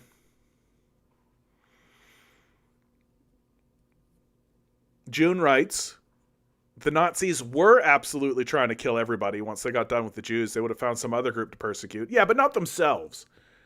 June, that's my point. Like, I take your point. True. But they would have never turned on themselves. They would have never been like, you know who we should purge? The Nazis. Like, maybe they'd find a group within the Nazis and be like, you're not a true Nazi. Get rid of you, untrue Nazi. Like, maybe on that level. But, like, their ideology does not include suicide as a part of the whole thing, right? They want to purge the unclean. Purge the unbeliever, right? Like, it makes a type of sense, at least. Climate change denialism makes no fucking sense at all. It's like the dumbest thing a person can do. Like literally, like you live in a valley. There's a dam that keeps water from sweeping through and just wiping out your town. There's a big gigantic crack in the side of the dam, and people are going, "Oh wow, a big gigantic crack in the side of the dam. Everybody evacuate." And there's like a huge group of people that are just like, "Nah, there's no crack. What are you talking about? There's no crack in the dam." "Yeah, there is. Look at it. Look. Oh my God. The water is already coming out. Flee for your lives." Crack in the dam. Ho, ho, ho, ho, ho, ho. Water just rushes through and fucks them off. Like,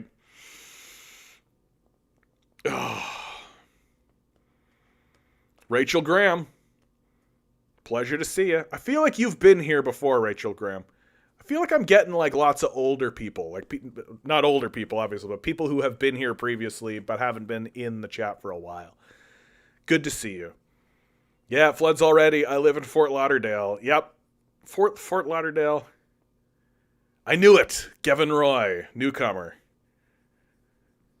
That's sweet. I've actually had quite a few newcomers in today already, and I've had to get rid of a couple of them. Because, like, but you seem cool. Already thinks climate change is real. Good sign. Good sign.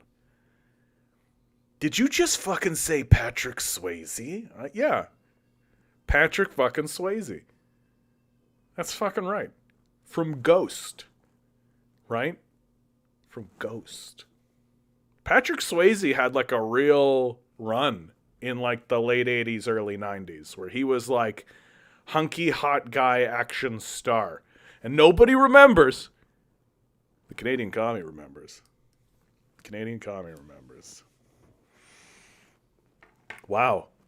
The Garden of Fragile Egos chimes in. I'm just a perma-lurker. That is exactly the kind of thing that the Garden of Fragile Egos would say. You know what I love about that name? I gotta tell you, is that it's like you're you are more than one person. That's what I love about it. Patrick Swayze, New York movie. Escape from New York. Yeah, this movie was awesome.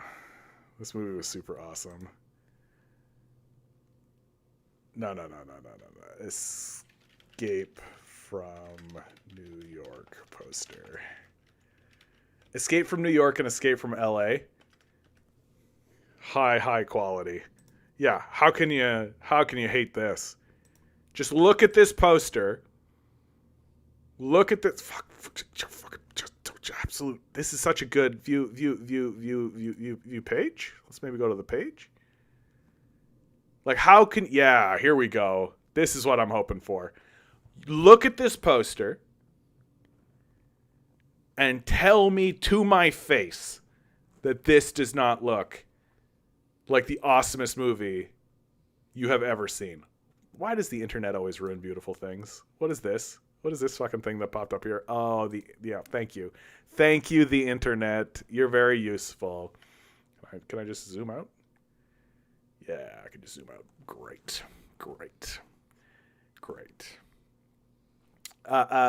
Escape from New York. The plot of the movie is that New York has turned into a open air prison where they basically built a wall around it after it flooded, and the president's plane crash landed inside of the New York penitentiary area, and the FBI and the like hires Kurt Russell. You know what's so funny though, guys? You're right. This is Kurt Russell. This is not Patrick Swayze. I do this all the time with those two guys. But you all watched it happen. It happened in real time, live streamed. We could go back and watch the tape. I typed in Patrick Swayze New York movie. And they were like, yeah, Patrick Swayze and Kurt Russell get confused all the time. You're talking about Escape from New York, right? I'm like, I am talking about Escape from New York, thank you. And then I typed in Patrick Swayze Escape from New York poster, and they were just like, yeah, these two get confused a lot. It's fine. This is what he's looking for. There it is. And nobody during that entire period of time on the internet thought to say, you mean Kurt Russell, right? Like, just to correct you on this, because the internet knows, the internet is fully aware that it doesn't matter if you tell me. It doesn't matter. You could be like, this actor's name is actually Kurt Russell. And I'd be like, because in the moment, I would be like, oh, I often get those two confused. That's absolutely right. And the internet is fully aware that 2 weeks from now, I'm going to sit down and I'm going to go, what was the name of that movie? I just looked it up. You know, Patrick Swayze. I'm sure it was Patrick Swayze. Patrick Swayze and New York movie. And the internet is going to be like, yeah, it's this Kurt Russell thing again. Yeah, it knows. So it's not going to try. And it required Compton to be like, John, that is Kurt Russell. And you know what? I know. I always do. I also know that I always confuse these two actors. There's a couple of actors that are like that for me, where I just confuse them. And I'm just like, this guy's this guy. And everybody just goes, yep. Common. Hey, tough shit, Cotton. Like, tough. Live with it. Let the hate flow through you. And we will rule the galaxy together as father and son. Yeah. To both Patrick Swayze and Kurt Russell, I apologize that you are the same to me, as far as I'm concerned. Right? As far as I'm concerned, these are the same people. I just don't see a difference between them. They're the same. As far as I'm concerned. No difference. Same man. I've never seen them in the same movie together. Have you ever seen Kurt Russell and Patrick Swayze together? Huh? Checkmate, atheists. And count it. Fofacon, actors are food. Their names are most unimportant. It happens. I mean, I do try. Like, I do. I like to know the names of actors and things like this. Right? Like, I think that it like is real, like, it doesn't happen so much anymore, but it used to really matter, I feel. Cotton. Wow, you really hung on this, man. I really got you with this one. It's great. It's great. I love this poster. Look at this picture, man. It's so good. Hold on. What does Patrick Swayze look like? Patrick Swayze. Let's get rid of new. Whoop. What'd I do? What did I even do? Go away. Wow. Hold on. Patrick Swayze. Yeah, Ghost. Yeah. I was right about that. Patrick Swayze, Ghost. Yeah, these are the same guys. Right? Like, look at this. It's the same man, as far as I'm concerned. Put an eye patch on this guy. Exact same person. Let's get a less eye patchy Kurt Russell. I'm sorry I'm hung up on this. Oh, they're all going to give me like the new Marvel guy. No. Kurt Russell, young. Give me a young Kurt Russell. Too young. Here he is. Yeah, here you go. Kurt Russell, Patrick Swayze. Kurt Russell, Patrick Swayze. That's the same guy. Right? Like, you tell me that these two men are different. They are the same person. Anyway, I gotta move on from this. I'm keeping this. Fucking, I want that on my wall. Look at this. This is so good. Fucking this picture.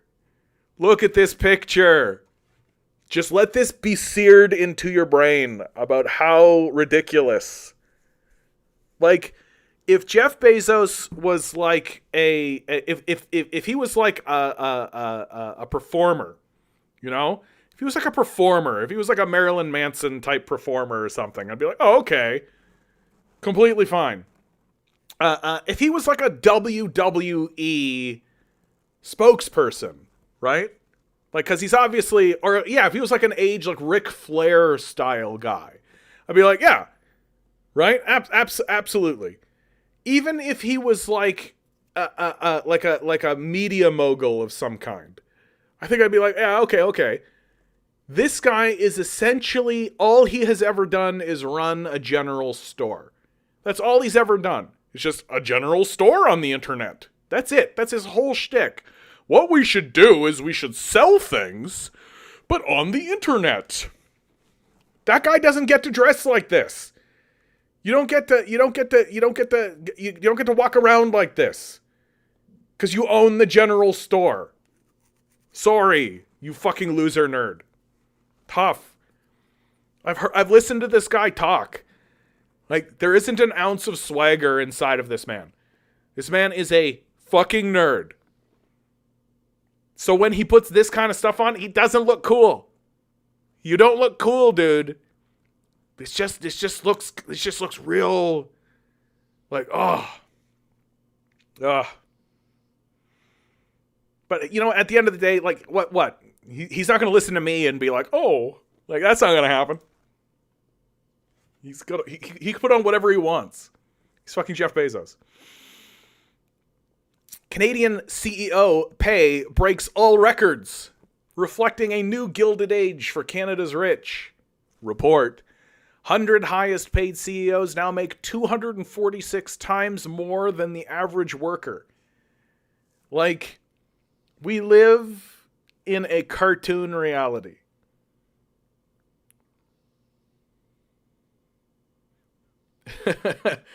Mezhaga 9001 writes, the beginning of that movie has a scene with a communist revolutionary that kicks off the plot.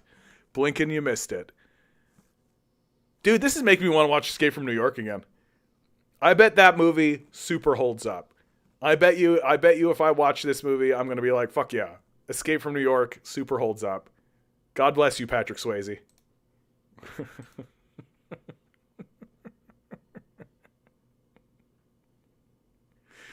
Oh yeah, this is fucking crazy.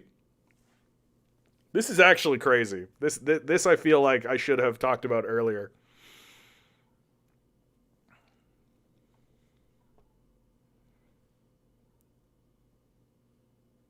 June writes, did you know over 10,000 Korean soldiers on both sides died in combat before the Korean People's Army even crossed the 38th parallel? Yeah, but we're supposed to believe that the war started when the KPA crossed the 38th parallel. Yeah, it's total bullshit. Like, it's an arbitrary line that the capitalists drew so they could pretend like North Korea was the aggressor, right? Have they ever done that before? Have the capitalists have they ever created a situation where they pretend as though the other side is actually the aggressor because they crossed the invisible line?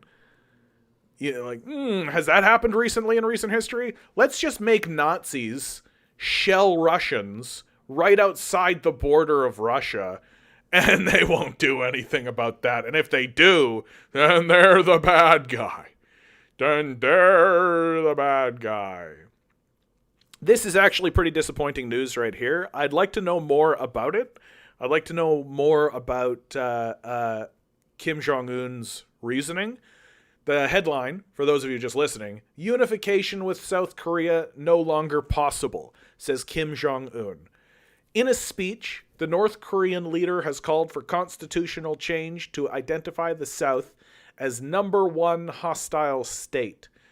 North Korea's leader, Kim Jong-un, has called for a change to the constitution, to identify South Korea as the number one hostile state, ending the regime's commitment to unifying the Korean peninsula. In a speech to the Supreme People's Assembly, and I love they always do this. They do this every time. In a speech to the Supreme People's Assembly, no, I'll do it later, oh my god, I lost my spot. The world is terrible, capitalism is awful. In a speech to the Supreme People's Assembly, North Korea's rubber stamp parliament, they always got to do this. They always got to be like, yeah, North Korea's rubber stamp parliament.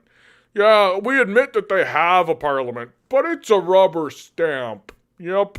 Yeah, it's a dictatorship for sure. All of those elections and everything that happens and all of the conversations they have and the votes that they take, it's all bullshit. Kim Jong-un stands up and says, do this, and they all go, okay. That's what happens. Yep, absolutely. And they actually claim to have found a unicorn, too, we say. Yep. Kim said he no longer believes unification was possible and accused the South of attempting to foment regime change and promote unification by stealth. In another sign of quickly deteriorating ties between the two Koreas, which ended their 1950-53 war with a truce, but not a peace treaty, Kim said, "We don't want war, but we have no intention of avoiding it." The state-run KCNA news agency said on Tuesday that North Korea would close 3 agencies that oversee unification and inter-Korean tourism: the Committee for the Peaceful Reunification, the National Economic Cooperation Bureau, and the Mount Kumgang International Tourism Administration. The 2 most hostile states, which are at war, are now in acute confrontation on the Korean peninsula. A decision adopted by the Assembly said, according to the KCNA, the reunification of Korea can never be achieved with the Republic of Korea, the official name of South Korea. Kim's comments drew immediate condemnation from the South Korean president, Yoon Suk Yeol, who accused Pyongyang of being anti-national in labeling the South as a hostile country. Yoon also condemned North Korea's recent missile launch and live-fire exercises near the country's tense maritime border, warning that provocations would invite retaliation on a multiplied scale. Kim's speech marks a departure from decades of official policy that saw reconciliation and unification as the ultimate goal, despite frequent rises in tensions on the peninsula. Some analysts believe that by classifying the South as its biggest adversary, the North could be attempting to justify the use of nuclear weapons in any future war. Some analysts, the CIA. The CIA said, some analysts, who? What's their name? Some analysts believe they're gonna use nukes. They're gonna use nukes for sure, you guys, some analysts say. Certainly not the CIA or like fucking Radio Free Asia or something. Some analysts. Okay, who? Fucking who?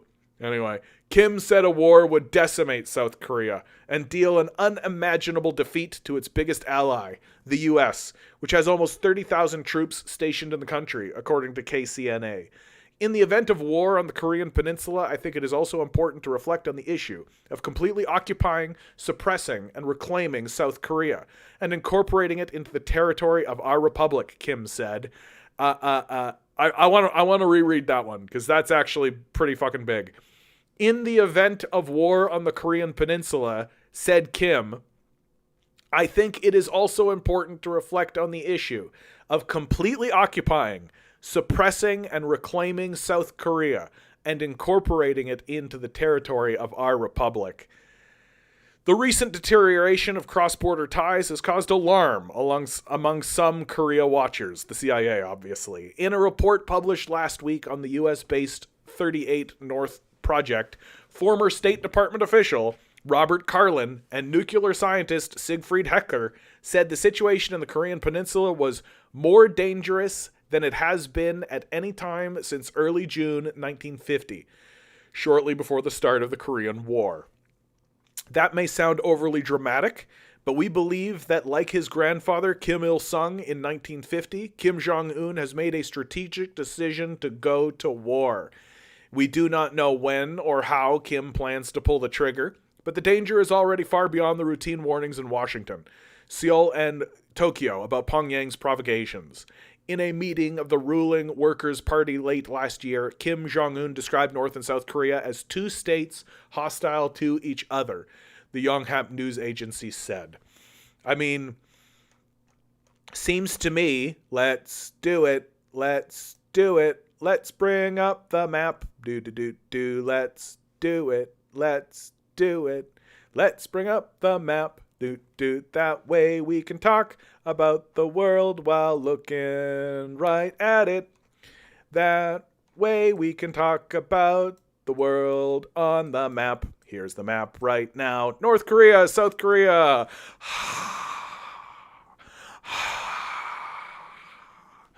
So the history of North and South Korea is very simply that this used to just be known as Korea. That these two places were unified for a long-ass time. The Americans doing what the Americans do after nuking the shit out of Japan and vassalizing it, lily pad right over to Korea to just staunch the spread of communism, shelled a whole bunch of people, took over this territory, right? Weren't able to get past this little line here, caused a lot of tensions, caused a lot of problems, of course, did the thing that the Americans always do, armed insurgencies and armed far-right crazy lunatics, to take over sections and coup people and do all that kind of stuff. But it's when the North Koreans fought back that the war started, right? Got it. Check mark. So the since the 1950s, it's been in this kind of state of perpetual war. It's never actually had a peace treaty. It's never actually moved forward on anything. And I bet dollars to donuts that the Sun family, right? I bet dollars to donuts that they're looking out on the world stage and they're seeing the United States and NATO deplete itself in Ukraine. They're seeing the United States and NATO deplete itself in Israel. They're seeing a rising up of the Yemeni Houthi, right, becoming a credible threat that the United States can't deal with. I got to tell you, I think that this moment is probably what I bet you this guy has been sitting here for a long time being like, man, fucking what? We have been training our military and we've been building up our military capacity. We've been terrified about an invasion coming from America. We've been building up this whole fucking time. And then he looks over at South Korea and he sees a fat, complacent, lazy capitalist nation that hasn't been training for shit. Literally 30,000 station troops sitting there just married to South Korean wives, probably just getting drunk and going to orgies, fucking smoking and partying all the time, doing fuck all. Probably just a bunch of Joe Biden's sons, right? Probably just a bunch of guys that are like going to strip clubs, getting totally hammered, showing up to work, just being like, yes, sir, or whatever, right? All the officers there are probably just the rejects that they send on over, right? There's no actual conflict going over there, so it's like literally a guy who's like, oh, I thought that today was Friday, so I made plans for today, not realizing that it actually was Thursday, so I'm gonna just take the day off in the front, so long weekend for everybody, okay? Okay, good, yeah, God bless America, right? That's probably the officials, right? Just a bunch of yahoos, whose job is literally sit on your ass, in South Korea and like look over at the North Koreans every so often and be like, yep, they're still standing on that border for sure. Yep. Guy has a drone, does like a flyover every so often. He's like, yep, we got a good look at the top of their buildings, all right. And Kim Jong-un is probably sitting there just being like, man, we could probably just fucking go in there, right? Like, we got more missiles than them. We got more gear than them. We're better equipped. We got more trained men. We got more spirit, right? We got more national unity. We got probably have a stronger economy at this point. Like they've actually built like a war economy within North Korea, whereas South Korea is just like, yeah, the Americans will send us weapons, so we don't need to build factories and stuff, right? And the Koreans are probably just, Jesus fucking Christ, man. Like, we could probably go in there and cause some damage. But the thing that's been stopping them for the last, 10 years has been like, no. If you do that, then the Americans are going to come in and they're going to fuck us up, right? They're going to show up. And they're going to show up with troops. They're going to put an aircraft carrier, right here, right? And just start bombing the shit out of everything, right? Doing all that kind of stuff. But then I bet you the Ukraine conflict happened.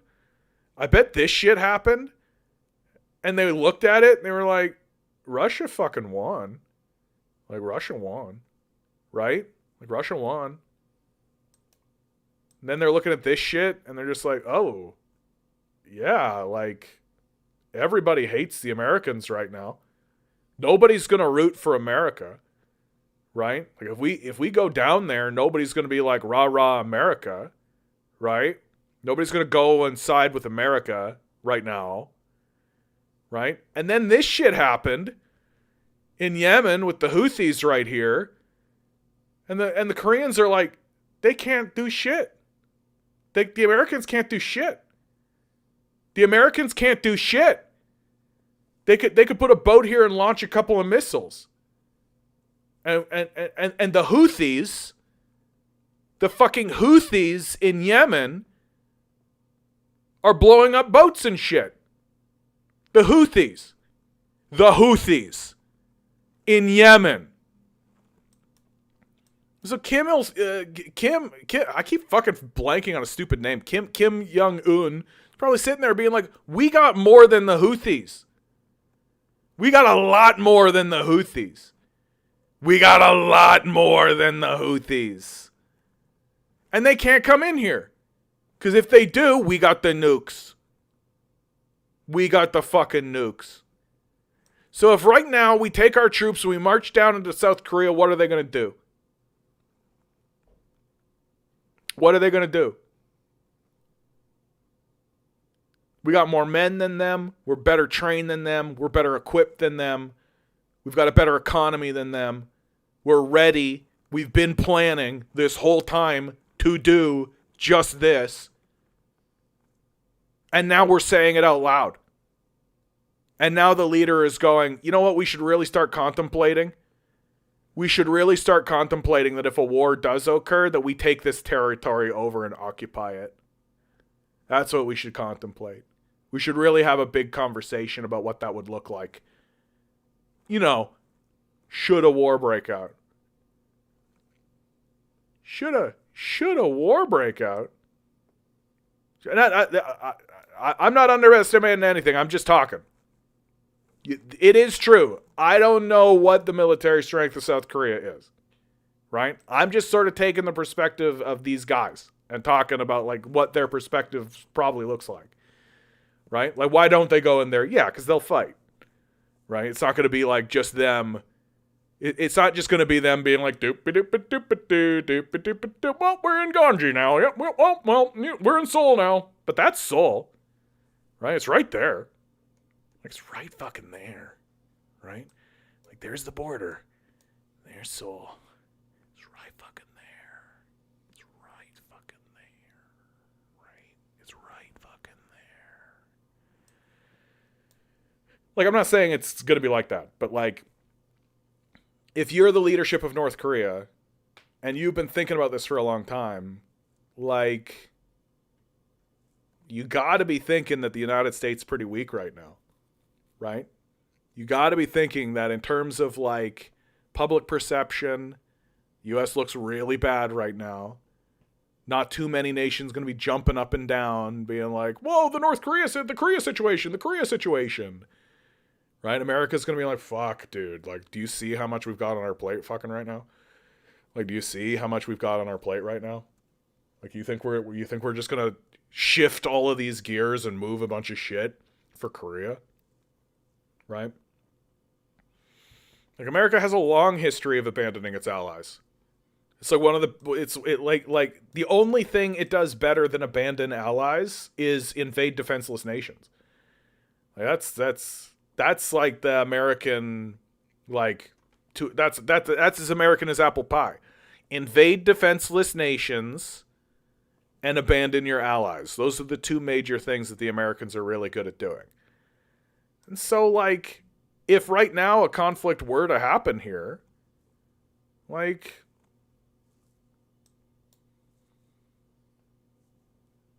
you think there's a bunch of aid flowing America's way, flowing into South Korea? Conversely, like, there's China. right? Like, and you got to think that there's a feeling in the zeitgeist, right? Like, you guys feel it, right? Like, there's a feeling in the zeitgeist. We're all aware of it, that we're about to enter a serious world war, right? You guys feel it, right? We all understand that the potential for these regional conflicts to expand and become a more serious thing, that every country is looking at its neighbors carving pieces off, or thinking to itself, I bet we could just walk over there. Every country is thinking this way right now. Every country in Europe, United States, in the West at least, is taking hard pivots to the right. Every country is swinging to the right. Every country is... I like to believe that too, Gavin. It's not... But we've got... Right now, we have more destructive capacity than we've ever had. Right? That World War II ended with the nuclear bombardment of 2 civilian targets. Right? That's how it ended. And traditionally speaking, they don't allow people like me to continue talking during war. Right? It's typically not what happens. And so it seems to me, with this zeitgeist going on in the air and everything swinging hard to the right and shit likely to hit the fan, that in the midst of all of that, North Korea's like, well, if we actually go in here and start a conflict, no one's going to notice even. Right? Like, if Europe falls into a conflict with itself, if the United States falls into a conflict with itself, if this conflict begins to expand and become a more regional conflict and the United States gets embroiled in it, if all of these things start happening, fucking China could just be like, yeah, now's a good time. Right? Now's a fine time. Right?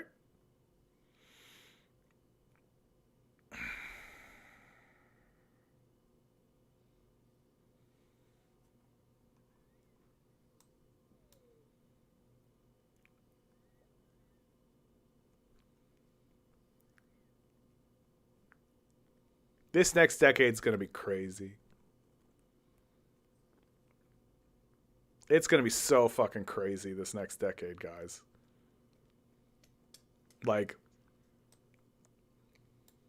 the United States is not going to relinquish even an inch of power.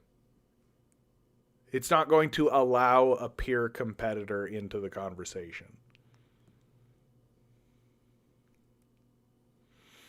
Well, I don't know, right? Like, you take a look. Like, what? Gavin, you're new. So you haven't heard my whole theory of what's actually going to happen in the United States. What part of the world is going to remain peaceful? What would you describe as a part of the world that's going to remain peaceful? Because, like, here in Latin America, we got the whole Venezuela-Guyana situation going on. Like, should World War break out, do you think Venezuela could just be like, you know what, we're just going to move troops in there? What are you going to do? Right? Yeah, I just don't think that's likely. Right?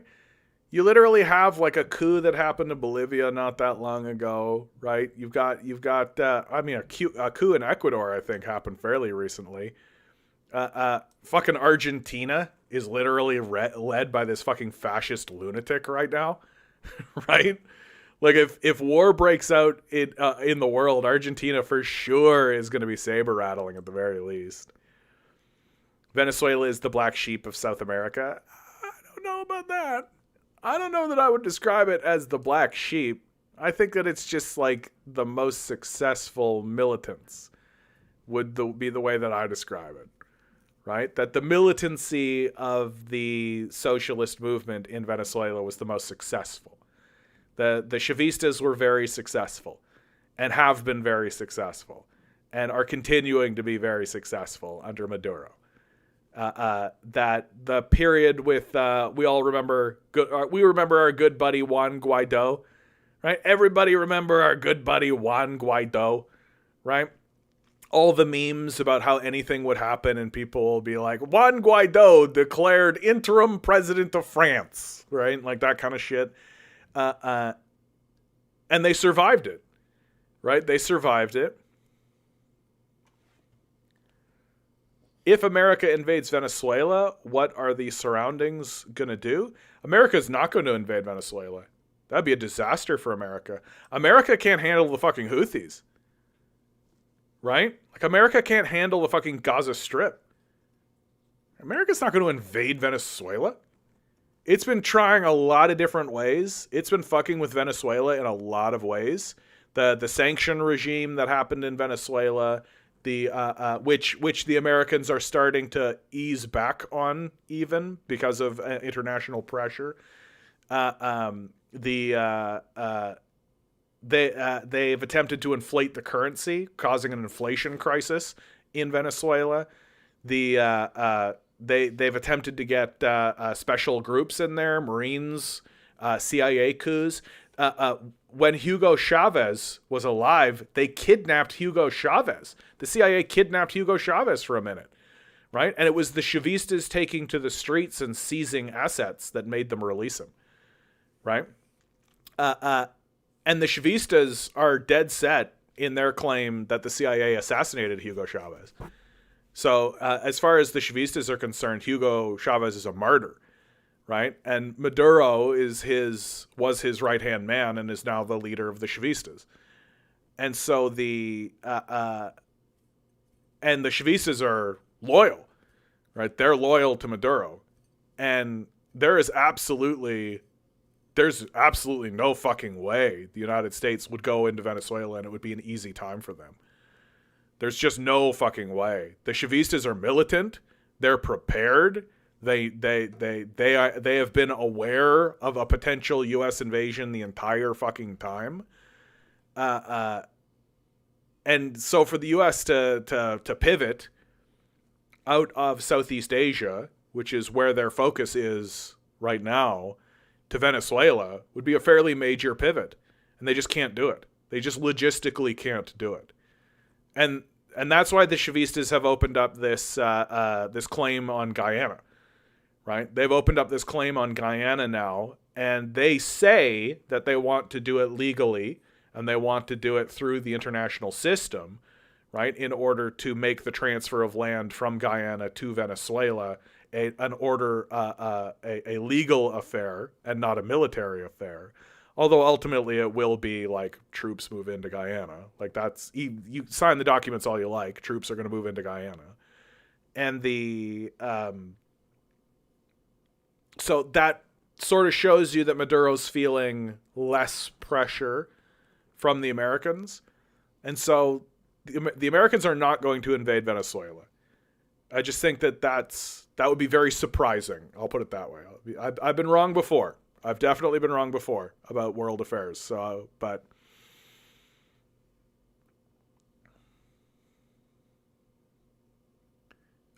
Gavin Roy writes, why don't the white countries have war between them, only the others? Gavin, are you forgetting about a little event that occurred in world history called World War II? Are you forgetting about that event? Are you also forgetting about, like, Ukraine is white? Russia is white? Here's some good old white on white violence happening for you, Gavin. That's happened within recent memory, right? World War II happened. You like this phrase, the black sheeps, eh? World War II was a fight between white nations. It was a big old fight between white nations. And what happened after World War II and the big old fight between white nations? You got me, Eric. Right? They're not white. They're Slav. Right? They're basically Mongols. Right? They might as well be orcs. Right? That kind of fucking shit. But after World War II, the white nations recognized that this doesn't do. It doesn't do for us to fight amongst ourselves, right? That it's very much like how the colonial, during the colonial period, Europe sat down with itself and said, we should just carve up Africa. Germany, you get this section. France gets this section. Britain, you get this section. And so that way we don't need to fight, right? We each just get a piece of it. We don't need to fight, right? And so they kind of sat down after World War II and they did a similar thing. And they made NATO, right? They rehabilitated the Nazis in Germany. They allowed the Nazis into NATO. If you take a look at the NATO symbol with clean, open, fresh eyes, you can see it for what it is, finally. Right? I'll just bring it up. NATO symbol. Once somebody points it out, it's really obvious.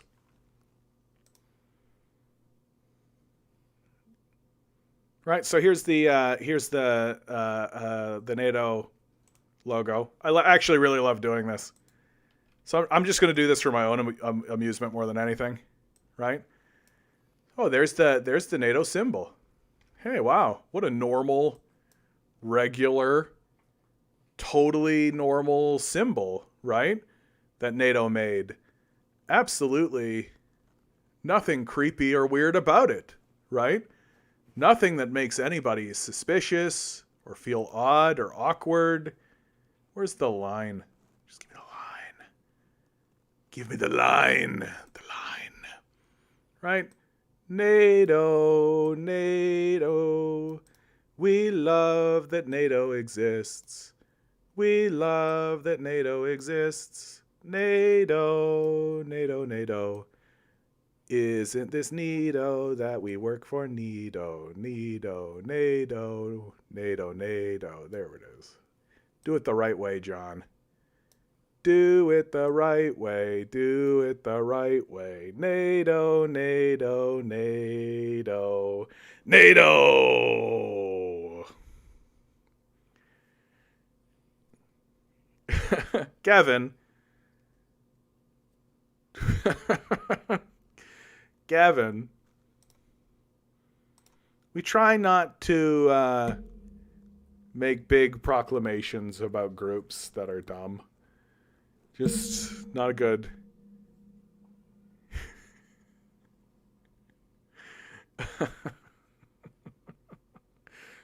just big sweeping generalizations. We just tend to keep to ourselves. Eastern Europe is seen as the periphery of Europe. Yeah, I mean it used to be the Soviet Union, right?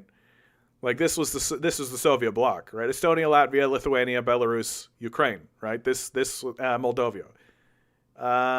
I forget if Romania was part of the Soviet Union or not. Shoot.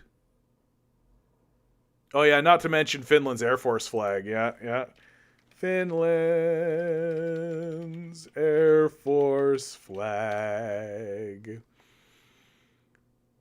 The Finnish Air Force flag. The Finnish Air Force flag. The current, still in operation, Finnish Air Force flag. This is what they use in Finland. This is the Air Force flag in Finland. Algorithm, don't flag me. This is Finland. Finland Air Force flag. Totally normal. Totally normal. How did I learn about that hidden symbol? I looked at it. Like, straight up, guys. Like, straight up. I was like, getting into politics a little bit more from the communist perspective, NATO flag. And I had seen the NATO flag, right? I'd be like, oh yeah, okay, NATO. This kind of glancing thing. But then I really did a deep dive. I learned about how the Nazis were rehabilitated in NATO. And then I just looked at it. And I took one look at it and I went, oh yeah, that's a swastika. That's it.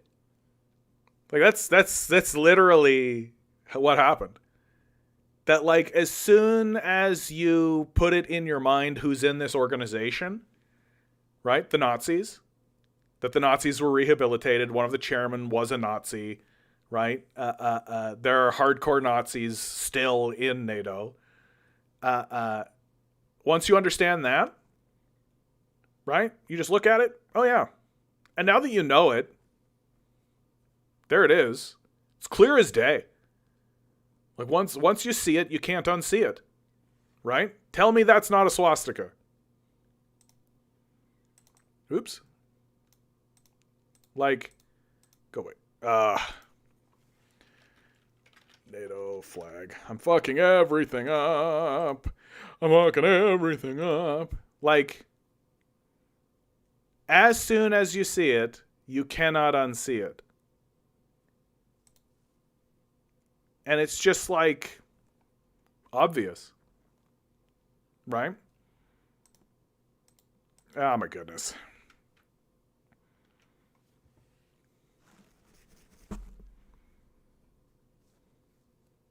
Like they made it blue because they're like, can't make it red. Right? Too obvious. Can't make it red. So they picked the other color. Right? Blue. And they put a swastika in the middle of it. But it's not a swastika, you guys. It's a star. That's a star. Yep.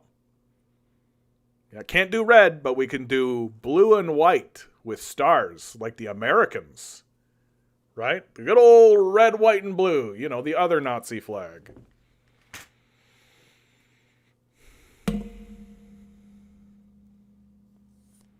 Yeah, Gavin, I'm gonna tell you to back up. I'm gonna tell you to back off on this one. I'm gonna tell you, you're not gonna win. You're not winning this one, my man. Like, Gavin, I'm gonna tell you what this looks like from my perspective. Okay? You're a guy that's holding a shovel.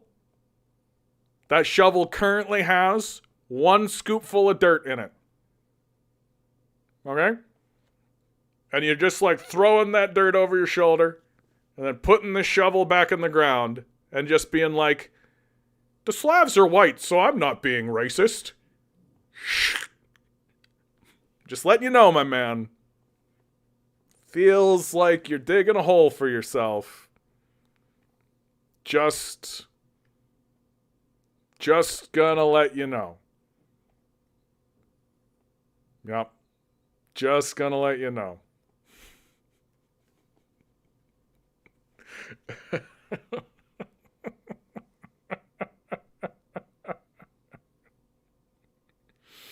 Dude, this shit blows me away. Like, I'm going to do it again. It was so fun to do the first time. I'm going to do it again. You know why? Because I feel like I don't think I've seen anywhere else that has actually pointed this out. Like, there it is, right? Like, it's right there. It cannot be a coincidence, right? This simply cannot be a coincidence that they made this flag with a fucking swastika on it. And everybody was just supposed to be like, yeah, that's a normal thing for an international community that also includes Nazis. This is definitely a normal thing. We should definitely allow that to happen. Normal.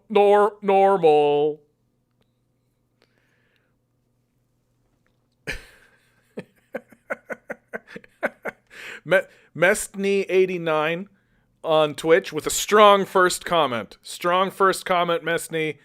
I see NATO fucking a soldier. Yeah, this is a Rorschach test. So, you might want to think on that.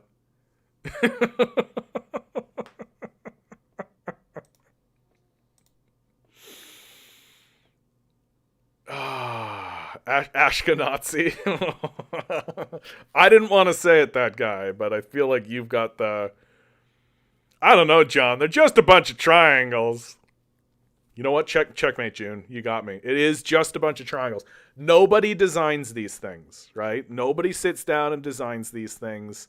Nobody actually sits down and thinks about these things and actually goes like, hey, do you think that maybe looks like a swastika? These conversations never happen. Do you think this is rude? Do you think this might be a bit rude for an organization that was created specifically to dismantle the Soviet Union that was very recently invaded by the Nazis? Right? The reason why NATO exists as an organization is to dismantle the Soviet Union, which was very recently invaded by the Nazis who murdered 25 million people. And if I'm in the Soviet Union and I'm looking over at Europe, which you guys remember Europe, right? You remember where Europe is, right? Like, you remember, right? If I'm looking over at Europe, you know, the place where the Nazis came from. And I'm looking over at Europe and the Nazis are being rehabilitated. Many of the Nazis are joining an organization that exists explicitly for the dissolution of the Soviet Union. That's the reason NATO exists, for the Soviet Union to no longer exist. And I'm seeing that, oh, it included Germany in it. Oh, that organization that exists for the destruction of the Soviet Union, for the dissolution of the Soviet Union, includes Germany, as well as all of this other territory now. Right? So, looks to us like Germany kept the territory. So what it looks like to us, that Germany keeps that territory that it invaded. Looks like the Axis won, actually. That we went in there, but then the Americans met us here, and then the Americans let Germany keep that territory. That's what it looks like to us in this organization that includes the former Nazi nation of Germany. Oh, hey, the chairman of NATO is a Nazi. Oh, hey, there's their flag. Yeah. 25 million of our citizens died to the Nazis. Yeah. Like, not a fucking coincidence. Very much a threat. Right? Very much a threat. Doing that thing that Nazis love to do, which is what? What? What are you talking about? Yeah, 1488. They're just numbers. What are you talking about? That message I wrote fit a Nazi description. What is that even? Psst, dog whistle. Pfft, what?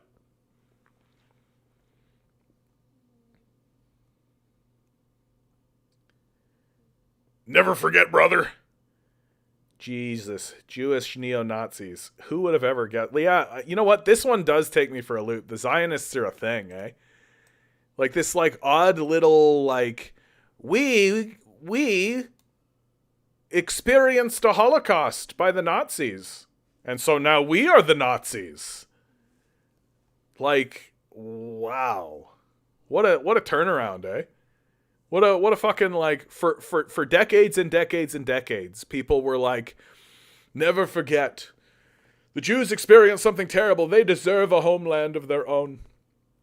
And now here they are, like, open air concentration camp, committing a genocide, bombing the shit out of it, right? There's an international criminal court hearing a case from South Africa being launched against it, where they're just, like, laying it out.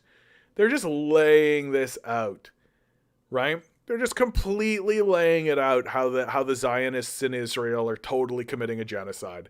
To the point now where I think if the International Court of Justice stands up and says that this is not a genocide, then the organization loses all credibility, right? That America has found itself in a total lose-lose situation.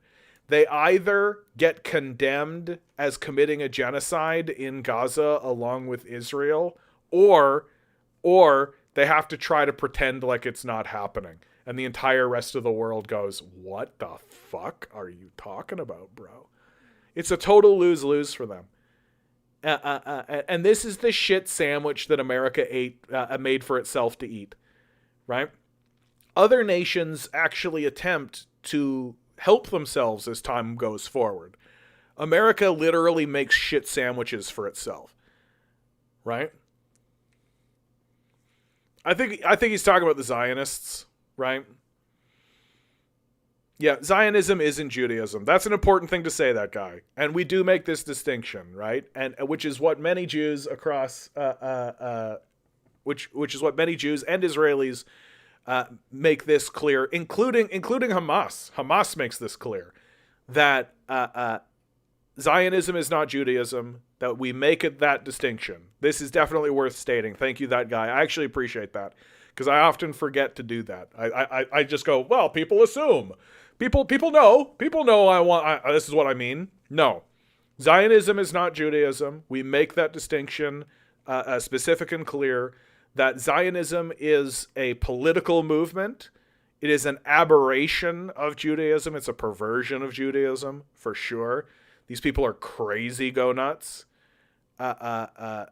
They're very much like Christian fundamentalists in their sort of perversion and their disgraceful interpretations of their own texts.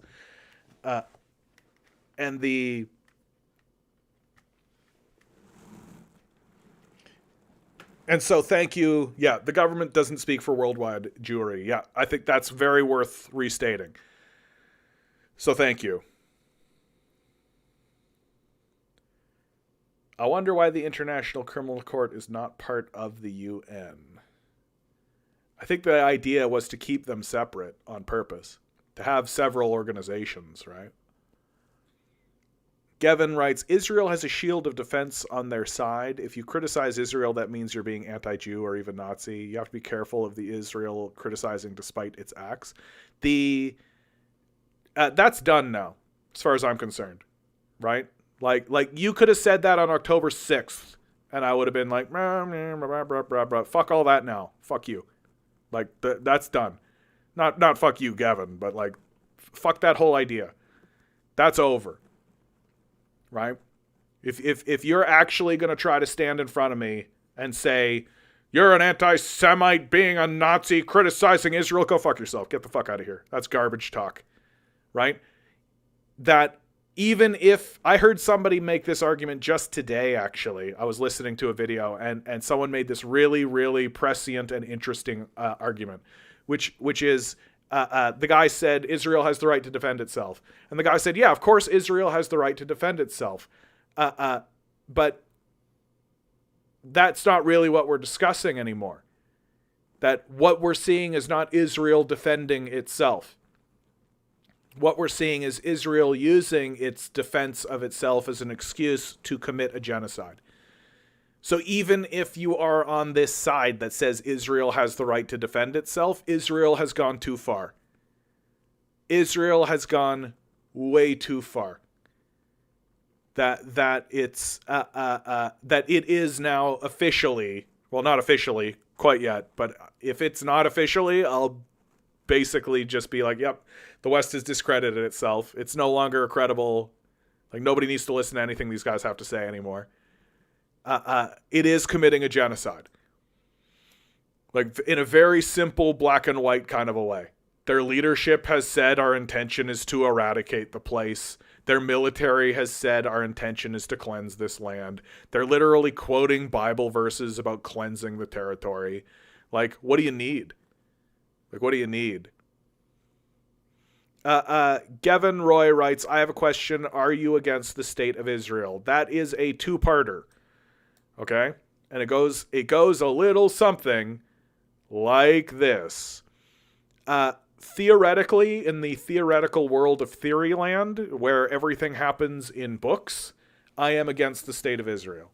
They are a colonial occupying force. They always were a colonial occupying force. They were never just a bunch of Jews looking for their homeland, yuckles. That was never what that was. It was set up to be a colonization. the people in the region understood that it was a colonization when it began. We literally have people in the Ottoman Empire commenting on it while it was happening. The Palestinians certainly were commenting on it, and it has been just a series of Nakbas. It's been a series of disasters as the colonial project has moved forward. And so I am against the idea of the state of Israel because it is a colonizing force. Point one. Point two is just the very real, very on the ground reality that there are millions of people involved in this now. That it is not as simple as being like, haha, I am technically correct according to my theories. And people will just go, oh, I guess so. I guess I'll leave. Right? So we actually do need to have like a legitimate, real, tangible conversation about what should really actually happen for real. And the trouble with this conversation now is that in the past, I have been in favor of the idea of the two-state solution. And that, to me, would have been a way for these parties to move forward. But that's not going to happen anymore. I don't think that can happen now. I don't think that the Gazans, like the Palestinians, would not accept it, and the Israelis would not accept it. And so I think the solution, like the reason why I think the things look so bleak for this region moving into the future is that they will only have this discussion through war now. It's not going to be resolved. Nobody's going to sit down at the table. There's not going to be any diplomacy, right?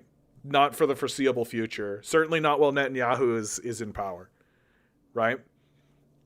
That, and so it's just going to be warfare.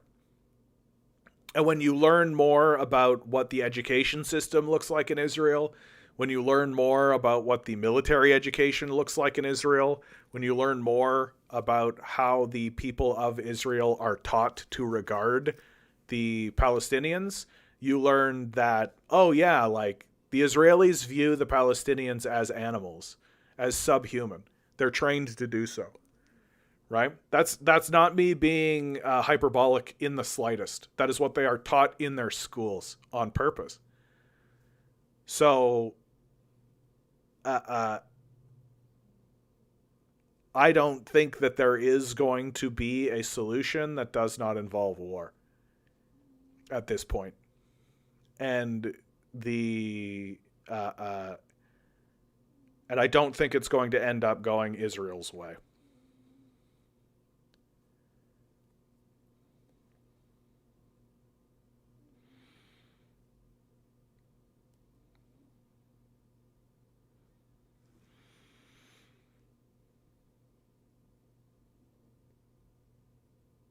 Do you want to do the opposite of it? Would you like that changing the role by now oppressing Israel and rising Palestine? No, I mean, like, my preference was just the two-state solution, right?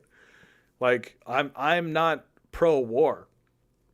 I definitely call it as it is, right? Like, I don't pick a team and go rah-rah for that team. But I do respect the idea that one is allowed to fight back against their oppressor. Right? I understand that. I'm not gonna stand here and be like, both sides are equally wrong, like some fucking cucked centrist, right? So, some like Voshhead or something, right? I'm gonna call it for what it is, which is that there is an obvious colonizer and an obvious oppressor, and there is an obvious victim, right? And that victim is fighting back, and it's not gonna just roll over and die, right? Which is what the Israelis want them to do. Like, they're gonna fight back, right? And it's very difficult for me to disrespect that. And I think that trying to pretend like it's a both sides issue does disrespect that. That the Palestinians are victims of colonization, right? and I will always respect people who are fighting against their own subjugation, which is exactly what's happening. I don't necessarily celebrate what is going to happen to Israel, because I don't think it can go any other way for Israel in the end. Like, it's not going to happen tomorrow, obviously, but eventually America will abandon Israel. It will happen, because that's what America does. America eventually abandons all of its allies. And it was true in Vietnam, Laos, and Cambodia. It'll be true in South Korea. It was true in Afghanistan. It was true in Iraq, right? Every single conflict that the Americans get involved in, eventually they turn around and they abandon their allies, and they'll abandon Israel. And when Israel gets abandoned, that will be the end of Israel. I don't really see it going any other way. And it's not like I'm sitting here being like, ha, get it, Israel, right? Like, that's not really how I view things. But it's very difficult for me to stand here and be like, Israel's the one digging that hole, right? Like, when October 7th happened, Israel could have actually pushed the insurgency back into the Gaza Strip and then gone, whoa, what's happening? Whoa, hey, whoa, we thought everything was cool. Whoa, hey, we got to get to the table, man. We got to sit at the table. Hey, how about you guys? How about Hamas? How about you send your representatives down to the table? We'll all sit at the table, right? And we'll just talk about what just happened. Because, whoa. And if Israel had done that, Hamas wouldn't have known what to do. The reason why Hamas did what it did is because it knew what Israel would do. It knew how Israel would respond, and it needed Israel to respond in that way. Because if world events had have continued on as they were happening, the Palestinians were dead. That the Trump administration had actually made really big strides with Saudi Arabia, especially, was the big one, between normalizing relations between Saudi Arabia and Israel. That was actually like a big one. That if Saudi Arabia and Israel had have normalized relations and started to become trading partners in the region, that would have been the death of the Palestinians. They would never have recovered from that. And so they needed to kick the hornet's nest. They needed this to happen. Because while the Israelis are doing everything they can to make life hell for the Gazans, and they're certainly achieving that objective, the Palestinians are alive.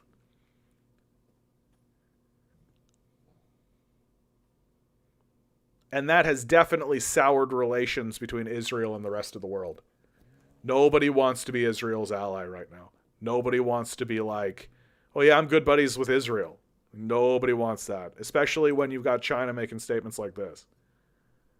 Right? Yeah, I mean, it's a hard thing to say, but it's true. When it comes to fighting Nazis, there's no going back. Right? And like, what we're seeing here, like, this is some Nazi shit, what we're seeing here. Like, this straight up. And we can say that pretty clearly. This is some Nazi shit we're seeing here. This is not two countries in a disagreement with one another. This is not a border struggle. This is not, we've had a long history together and we're trying to make it work. Right? That's not what we're seeing. We are seeing some straight up high level Nazi shit in Israel right now.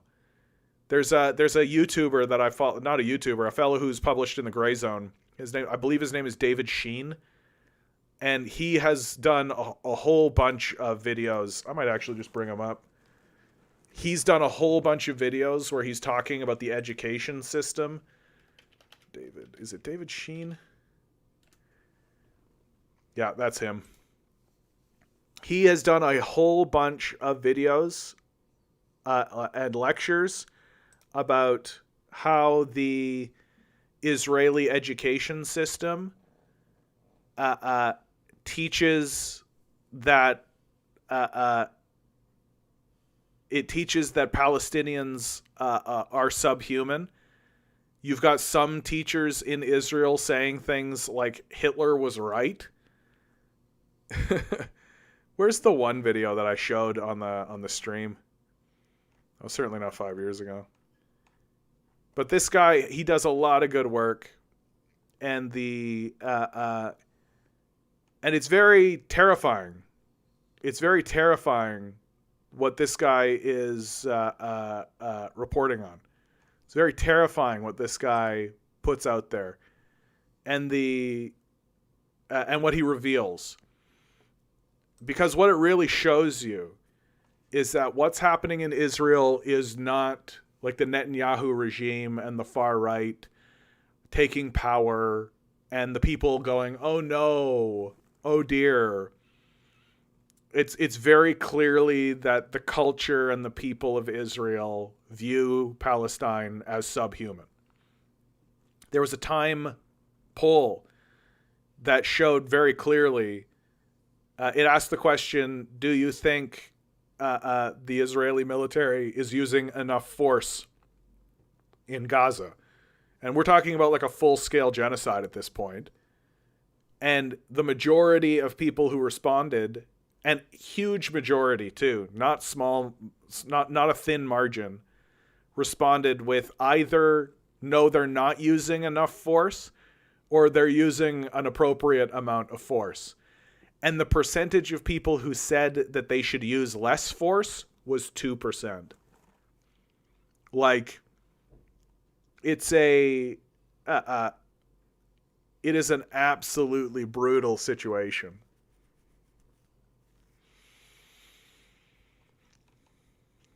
What I mean, asks Gavin, is when it comes to land, culture, and people, say black people in the United States, they are not going to go back to Africa. They are Americans. It has been a product of colonialization.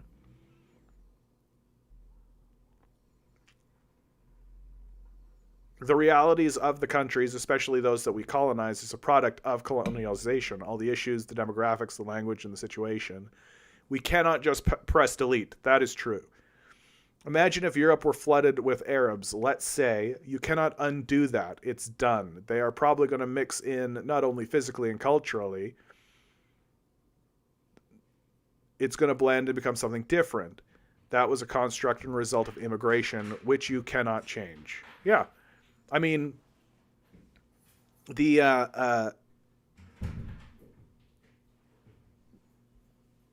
at the same time, like, it's not enough to simply shrug and say, oh, well, right? Especially given this situation. Like, this situation is especially, like, you certainly can't just go, oh, well. Like, there are people living in these conditions. Like, the conditions that exist in the Gaza Strip are insane, are absolutely brutal, right? Are just absolutely brutal. And so to just kind of shrug and be like, well, that's colonialism for you, baby. We just got to live with it. Like, it's just not going to fly in a place like Gaza, right? Like nor do I think it should fly. Like, people should know what these histories are, and they should know how things actually happened, and we should actually discuss them. Like, you bring up black people in the United States. Well, the United States desperately needs a truth and reconciliation movement and a truth and reconciliation moment. Like, it desperately needs that, because the modern era, what has happened post Martin Luther King and the post civil rights movement in the United States, is this kind of faux, this kind of fake, like, let's all just get together diversity squad shit, where we'll just put black people in all of our media will show black people in positions and will let some black people into more prominent positions, which has had like a cultural effect to a degree. But if you only discuss the issue from a cultural perspective and not an economic perspective, where you acknowledge the existence of redlining, where you acknowledge the ghettos, where you acknowledge the systemic racism and the history of racism that exists throughout the legal code and throughout the economic system in the United States, then you can just create a culture of Uncle Tom's, more or less, where you just have a bunch of black people who are part of the neoliberal power structure, who are more or less in this white power structure in order to let these white people say, well, what are you talking about? Here's the house Negro, right? And meanwhile, the vast majority of black people in America live in these terrible conditions where they're dealing with systemic issues of racism that like the redlining is the most obvious. And like, but there are others, of course, like when they were building the interstate systems, right? They build roads through cities. Well, which neighborhoods do you think they built the roads through? Do you think it was the white neighborhoods, or do you think it was the black neighborhoods? Which neighborhoods do you think got the funding? Which neighborhoods do you think got the money? Which neighborhoods do you think got the bank loans? Do you think it was the black neighborhoods, or do you think it was the white neighborhoods?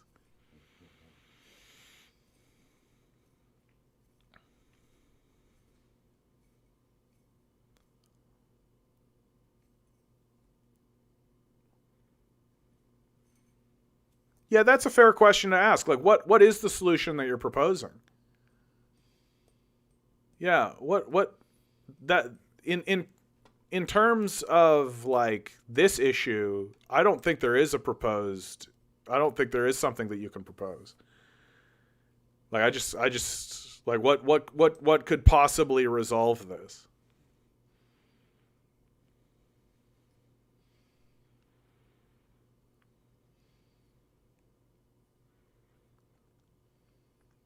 Like, that's what's at issue. Like, it's all well and good to say what you're saying, right? To say like, okay, well, that was history, so let's acknowledge that history, which I think is good, right? But like, what should be done? Like, legitimately, like what physical action should be taken? Because it's like if I pushed someone into a pool and the edge of the pool was such so that they couldn't get out of the pool by themselves. They are trapped in a pool of water. And I was the one that was responsible for pushing them in. Right? And then I said, well, I acknowledge that I pushed you in. But we've just got to find a way to live with this situation as it is. And then I just walked away. I don't think many people would accept my statement as being sincere.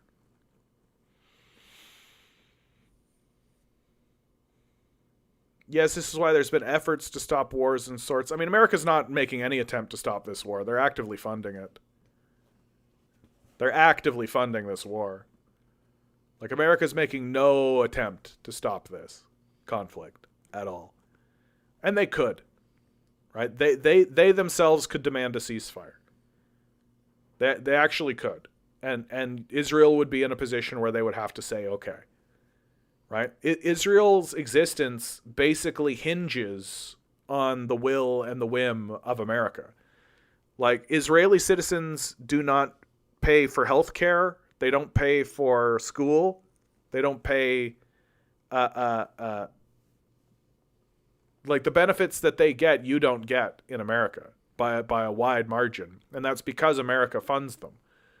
Right? They don't fund you, they fund the Israelis.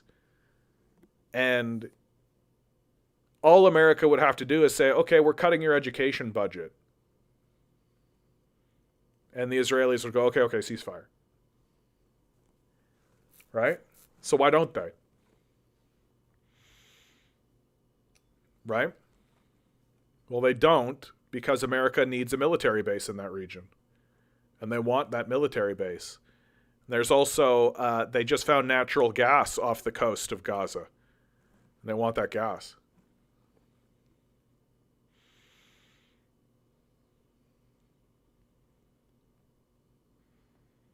The thing that could happen is just there isn't already the Gaza and the other region. They should be kept with Palestine, and Israel should not attack, guaranteeing their sovereignty. What you're describing, Gavin, is the two-state solution.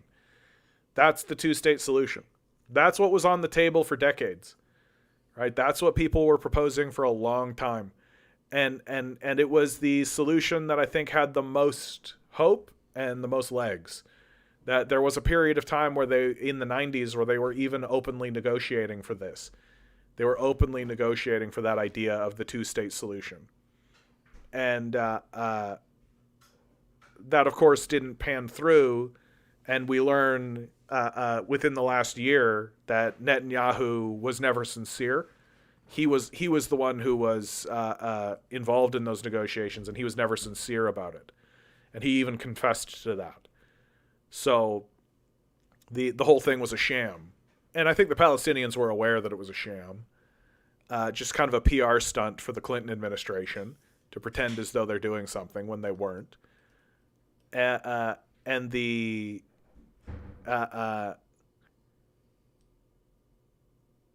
so if you are serious, right? And the trouble as well, Gavin, is like I see what you're saying theoretically, but nobody in the region is going to accept that anymore. Not now. Not now.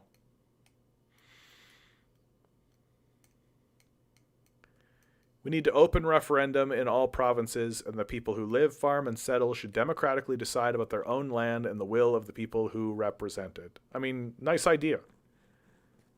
Like, for real. Like, I'm not disparaging that idea, but like, how is that ever going to be implemented? No one's actually going to go along with that, right? Like, that's the hard reality of the situation. Nobody's actually going to go along with that.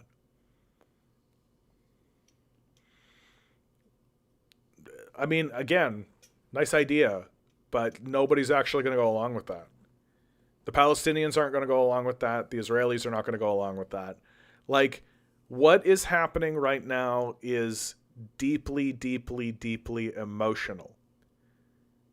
Like, you are speaking from a place of like I have this chakra poster up right here, right? You see it behind me here? It's not just for show. It's not just because I think it's pretty, right? It's because I am of the understanding that humans are primarily led by their emotions, right? They're primarily led by their emotions. They make decisions primarily emotionally. People post-rationalize, right? That it's only after you go through this process of emotion that you reach the very top, right? That you reach the very top, and that's when you rationalize, when you reach the very top. And the Israelis, right? The Israelis are going through a deeply emotional experience collectively together, right? And we're watching them do it. For like the first time in human history, we are actively day by day filming a genocide, right? Like we've never had more evidence. It's never been more clear. It's literally being live streamed 24/7. I straight up cannot avoid it. Like, if you look at the news, you are going to see dead babies. Like, that's where we're at with this. We're like, I'm scrolling, fucking dead baby getting pulled out of rubble, scrolling, right? And the entire time you have a people, the Israelis, responding to it in a way that can only be described as desperately emotional. So nobody in Israel is going to listen to anybody talking about we should have a vote, or there should be direct democracy. So we should find a solution.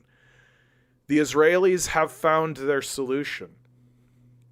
It's a final solution. They're pretty confident that this solution is going to work.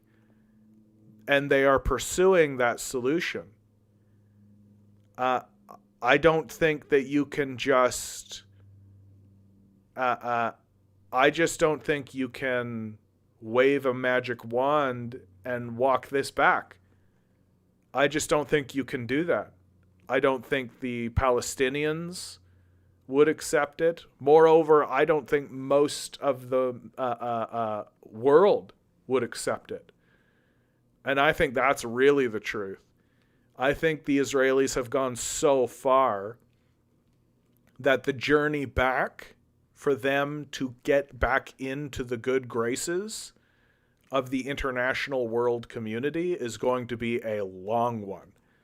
And it's going to involve some serious shit. Like, I just do not see Israel suddenly stepping down from this situation that it's gotten itself into and going oopsie-doo, right? The way the Americans did with Iraq, right? We all remember that, where they all went into Iraq and blew the place up and stole a bunch of oil, murdered 1 million people, and then just went oopsie-doo, bad choice. And we were all just supposed to be like, oh yeah, okay, that doesn't make you Nazis. Even though it fucking kind of made them Nazis. But at least they didn't round people up and like throw them into ovens, you know.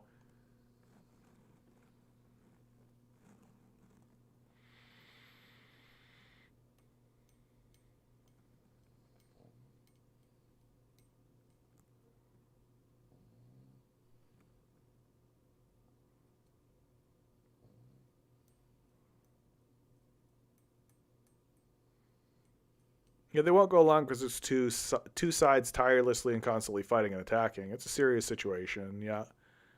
No, of course it's a serious situation. It's been going on for generations. Like, it's been going on for a long, long time.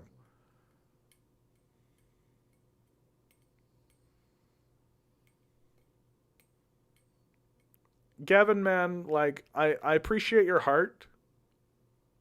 I do. Like, I do. I appreciate your heart. Like, I feel like the entire world could just vote democratically and come together, and we could have an election, and that's the way that we could resolve. Like, that's not really what happens. Right? Like, once you get to this level of politics, right? Like, once you zoom out and look at the map like this, and once you're on this level of politics, right? There is no higher authority. It is just bodies, organizations, nations in the world doing whatever they think they can get away with. And there's no higher authority. So a place like the United States, especially the United States, is the key example, has no interest in your democratic solution at all. That if you got together and made, like, let's say, I don't know, I'm picking something at random. Let's say Chad. Let's say Chad decided that is how we're going to do it. We're gonna create a series of provinces in Chad, and we're gonna go around. We're gonna say, okay, everybody make up your decisions, all this. We can have this communications and all this kind of stuff, and so on and so forth. And that's the way we're gonna do it. The United States doesn't care at all. It's gonna go into Chad. It's gonna blow it up, and it's gonna take what it wants from Chad. Why? Because the United States is big and powerful, and it can do what it wants. And there's no higher authority. That doesn't matter. That doesn't matter at all. Right? That's why everybody sort of understands that it's kind of pointless or senseless to even try to get anybody in America into the International Court of Justice. Right? It's why everybody kind of understands, like, it's sort of pointless. Like, the United States will not participate, won't acknowledge it, will make fun of it and think that it's total bullshit. And all it can mean is that the United States will turn its Sauron eye against whoever dare makes the attempt. Right? That's what makes what South Africa is doing actually so fucking ballsy. Right? South Africa is laying a claim of genocide against Israel in the International Court of Justice, knowing full well that Israel's primary backer is the United States. And the reason why it picked this particular court is because Israel is actually a member of the organization. And so is South Africa. And so they have jurisdiction in this court. And because it's not specifically against the United States, there's nothing Israel can do. They have to defend themselves. And so it's being done openly in this court, and everybody is talking about it. Now, will the court actually acknowledge that this is a genocide and actually make themselves credible? To be determined. But the real truth of the matter, like, here's the hard truth, is that even if the International Court of Justice does say it's a genocide, so fucking what?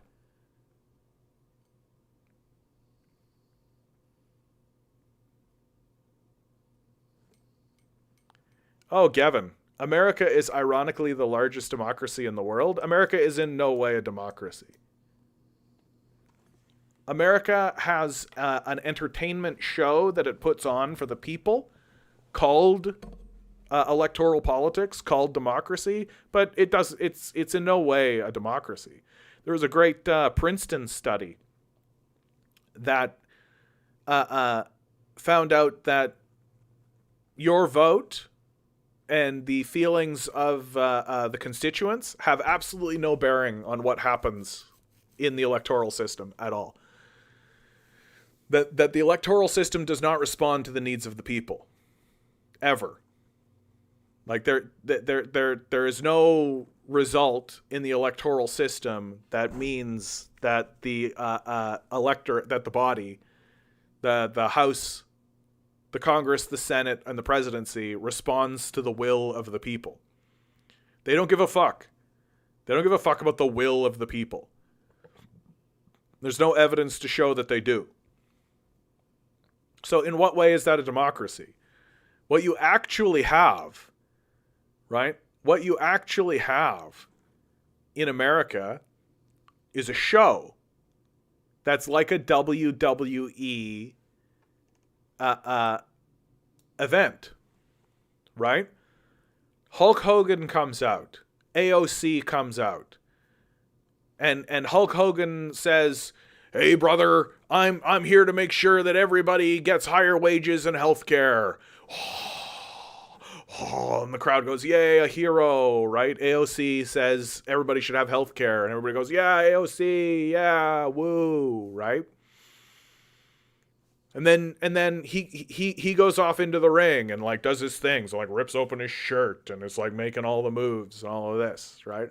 All the showmanship, right? The AOC posters, the commercials, all that shit. Then out comes Andre the Giant. The audience goes, boo! Lindsey Graham, boo! Right? Matt Gaetz, boo! Lauren Boebert, boo! Right? Oh, we hate you. You just need to take personal responsibility and love Jesus. Boo! Right? And Andre the Giant enters the ring, right? And then what follows is something that is an art form that is intended to evoke the concept of fighting, but is far more acrobatic, far more dramatic, far more stagey. It's obvious that Andre the Giant and Hulk Hogan are collaborating with one another while they do this performance art that is not fighting, but evokes the idea of fighting and evokes the imagery of fighting. It's very up and down and there's a lot of interacting with the audience, right? In the same way, AOC and Bernie Sanders and the squad interact with Matt Gaetz and Boebert and all these people in the same way. They put on a performance that evokes the concept of politics, but is in no real sense anything resembling politics. The and then some nefarious controversy occurs. Some third party comes in and disrupts the fight. A referee interferes or is corrupt. Something happens that continues the drama forward for the audience, embroiled in controversy, and everybody runs out of the ring, leaving the commentators, i.e. the media, screaming at the top of their heads about what's going on, while never actually discussing that what is happening is all written and staged. And then the audience turns off the TV, shuts off the smartphone, leaves the theater, and Andre the Giant and Hulk Hogan shake each other's hands, say, "Hey man, great show tonight," and they both get paid by Vince McMahon. That's what's going on in America. That's the real America. There's no such thing as democracy in America. There's just this show that's been put on. Donald Trump introduced a lot more improvisation into the show. He raised the stakes a little bit more for some of the political class, although I would argue that it was the Democrats that actually raised the stakes on Trump and not the other way around. And now Trump is on kind of a vengeance streak, when the truth is that they could have just let him be the president and just been like, okay, so he's going to be the president for a little while. It's fine. The pendulum will swing back our way.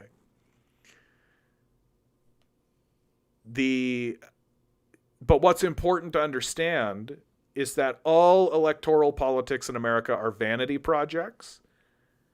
I want to be the congressperson. I'll be the congressperson. I'll be the president. But it doesn't really matter who's in the seat, because the system only generates one outcome. Do you think Trump is going to win the upcoming election? Oh, good to see you, Dragonfruit. Yes. And moreover, I don't think it's going to be close. Like, Joe Biden's whole pitch to America, and Joe Biden won by a very thin margin. Joe Biden's entire pitch to America was, I'm going to be the new FDR, going to push me to the left, you are. Right? We'll push him to the left. Vote blue no matter who. Lesser of two evils, certainly me, Joe Biden. Is he? Can you honestly stand in front of me and make the case that Joe Biden is the lesser of the two evils between him and Donald Trump? Like, Joe Biden is actively overseeing a genocide right now. Actively. Actively saying we're not going to do a ceasefire. Actively saying these things. Ice cream enjoyer, you bet. The guy is demented. His age has overtaken him. Certainly. I can't think of anything that Donald Trump did that's worse than what Joe Biden did. So if the argument is lesser of two evils, Joe Biden is going to get exactly zero support from the Muslim community. That the Muslims in America are looking at, well, the choice is between Muslim ban or Muslim genocider. What's the lesser of two evils? Do you think America could, if it wanted to cease the war? Absolutely. I think they could do it right now. I think it would happen within the hour. Like, I don't think that it would be a negotiation.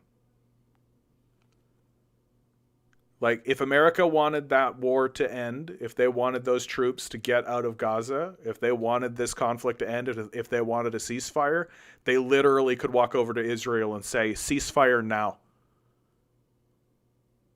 And Netanyahu would go, okay. I mean, he would throw a temper tantrum, I'm sure, but he would do it. Because America's got all the cards. Like, America could literally be like, ceasefire now. No. Oh, okay, so we're going to pull $100 billion of support. Ceasefire? Oh, okay, thanks. Click.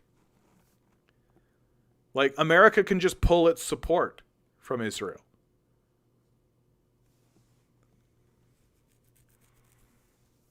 But it doesn't.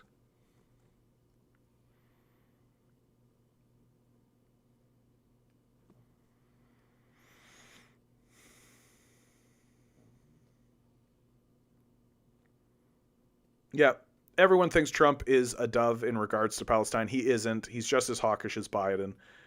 Unironically, Trump is not the lesser evil here. Yeah, I think that's right.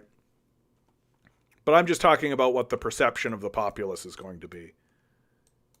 I mean, for goodness sakes, like, Trump is the one that was trying to broker a deal between Israel and Saudi Arabia, right?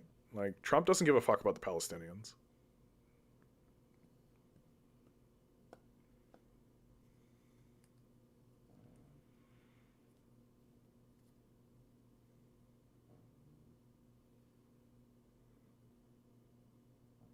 Saishmik on Twitch asks, do you think these are going to be the last free elections in the United States?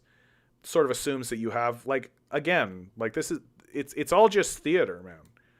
Like, the only time that the United States is going to finally get rid of the electoral system is when it's no longer convenient.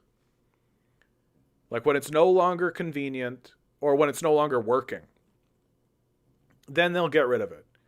But as long as everybody's like, drive to the polls, vote blue no matter who, right? Oh my, we gotta vote Trump, right? Like, there's the big battleground states, all this kind of stuff. Everybody better tune into the media and watch. Oh my God, like, this is the deciding thing and all this, right? As long as people keep giving it credibility, they'll keep doing it, right? I don't think that Trump is going to get rid of the electoral system. Like, I think that's a lot of rhetoric. Right? That's just like a lot of bullshit that Democrats like to say.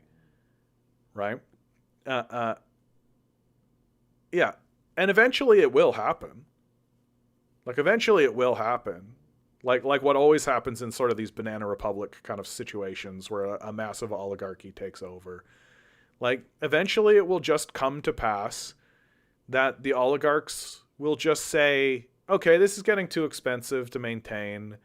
This is getting too ridiculous. And I actually think the process of that, and this is actually what I think is going to happen in the United States, is that the federal system, the electoral system, the presidency, the Congress, the Senate, the Supreme Court, they're all going to go, okay, we actually have bills to pay here, right? Like right now, America is basically just running on borrowed money, right? They're basically just running on borrowed time. The international system of global theft, basically, that they have erected is falling apart. There are big international bodies, what has been called BRICS, which are trade alliances outside of what's called the international community. The alliance between the United States, Europe, Australia, and Canada, right, through the IMF and the World Bank, are being sidestepped by the rest of the world. The rest of the world is no longer willing to trade on the dollar. And that's going to drive the value of the dollar down, and it's going to mean that the Americans are no longer able to get free goods for dollars, right? And so there's a moment that's coming, and it's coming sooner than you like, sooner than you think, where the American government is going to turn to the only people who actually have money or assets in their own country any longer, the billionaires, and they're going to say, okay, we actually do need to raise taxes. It's already happening in Canada, right? Well, I have an article here. Olivia Chow is doing it here in Toronto, right?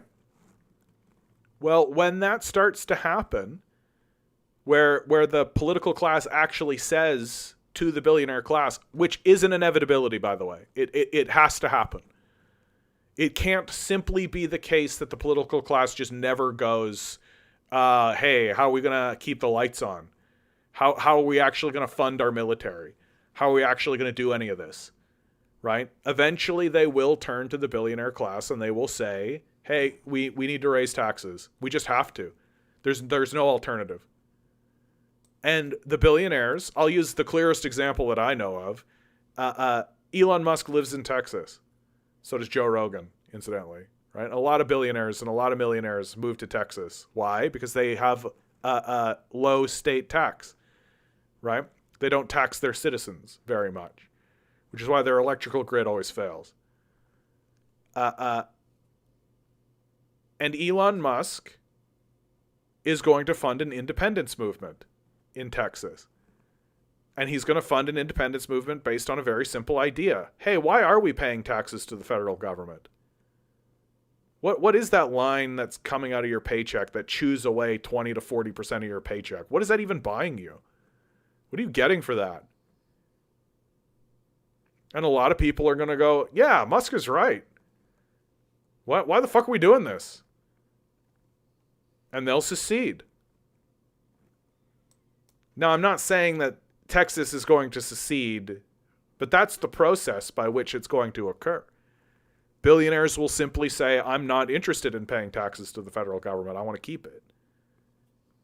And so they'll find a state, right? Whether it's Washington, Montana, North Dakota, California, Florida, Alabama, or whatever, where they get to build like a creepy little palace, the way that Musk is building like a creepy little town, the way that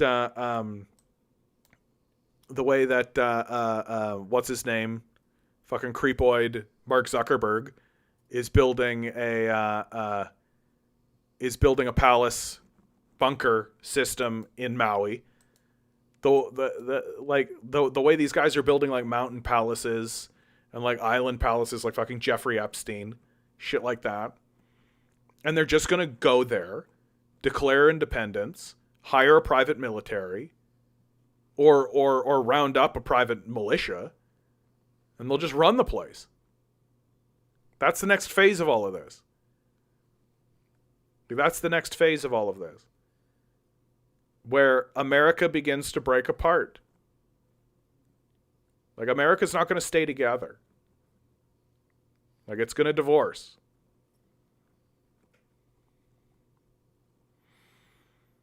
And while that's all going on, the federal government will continue to run elections. Right?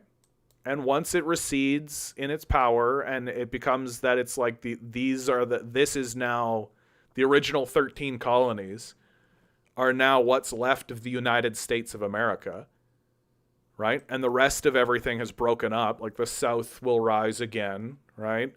You got Texas, California. All of this will break up. You'll have like little pockets and groups that stay together, right? Create like a little amalgamated bodies or things like this, right? And the United States will be here, right? The United States of America will be here, and they'll still hold elections. And they'll just hold elections without Texas. And that's how it'll actually go, right? Because America's too big. Like, each one of these states is a country. Like, if you go over here, like, look at Germany. Like, look at it. Right? Now look at Texas. Like, each one of these is its own country. America's not going to stay together. I think America is going to have company towns again. That's absolutely what's going to happen. Elon Musk is already building them. Like, they're already building these. Like, if you go to Georgia, like, they're building Cop City. What do you think that is? Right? So this is the future of America. This is the actual future of America.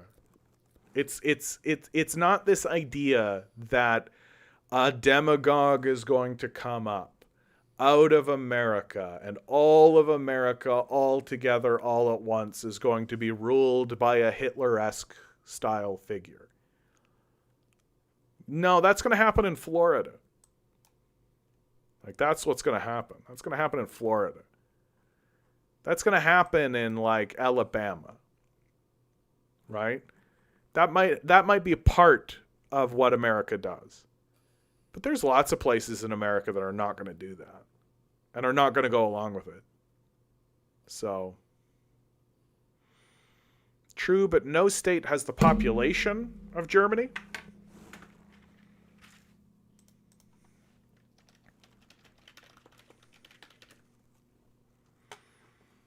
$82 million.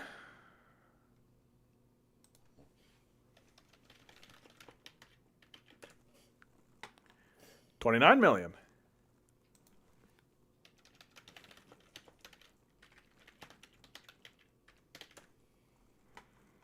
$39 million. So, true say. Worth pointing out. I don't think that's going to stop things. I don't think it's going to stop things. No, I don't think that's going to stop things.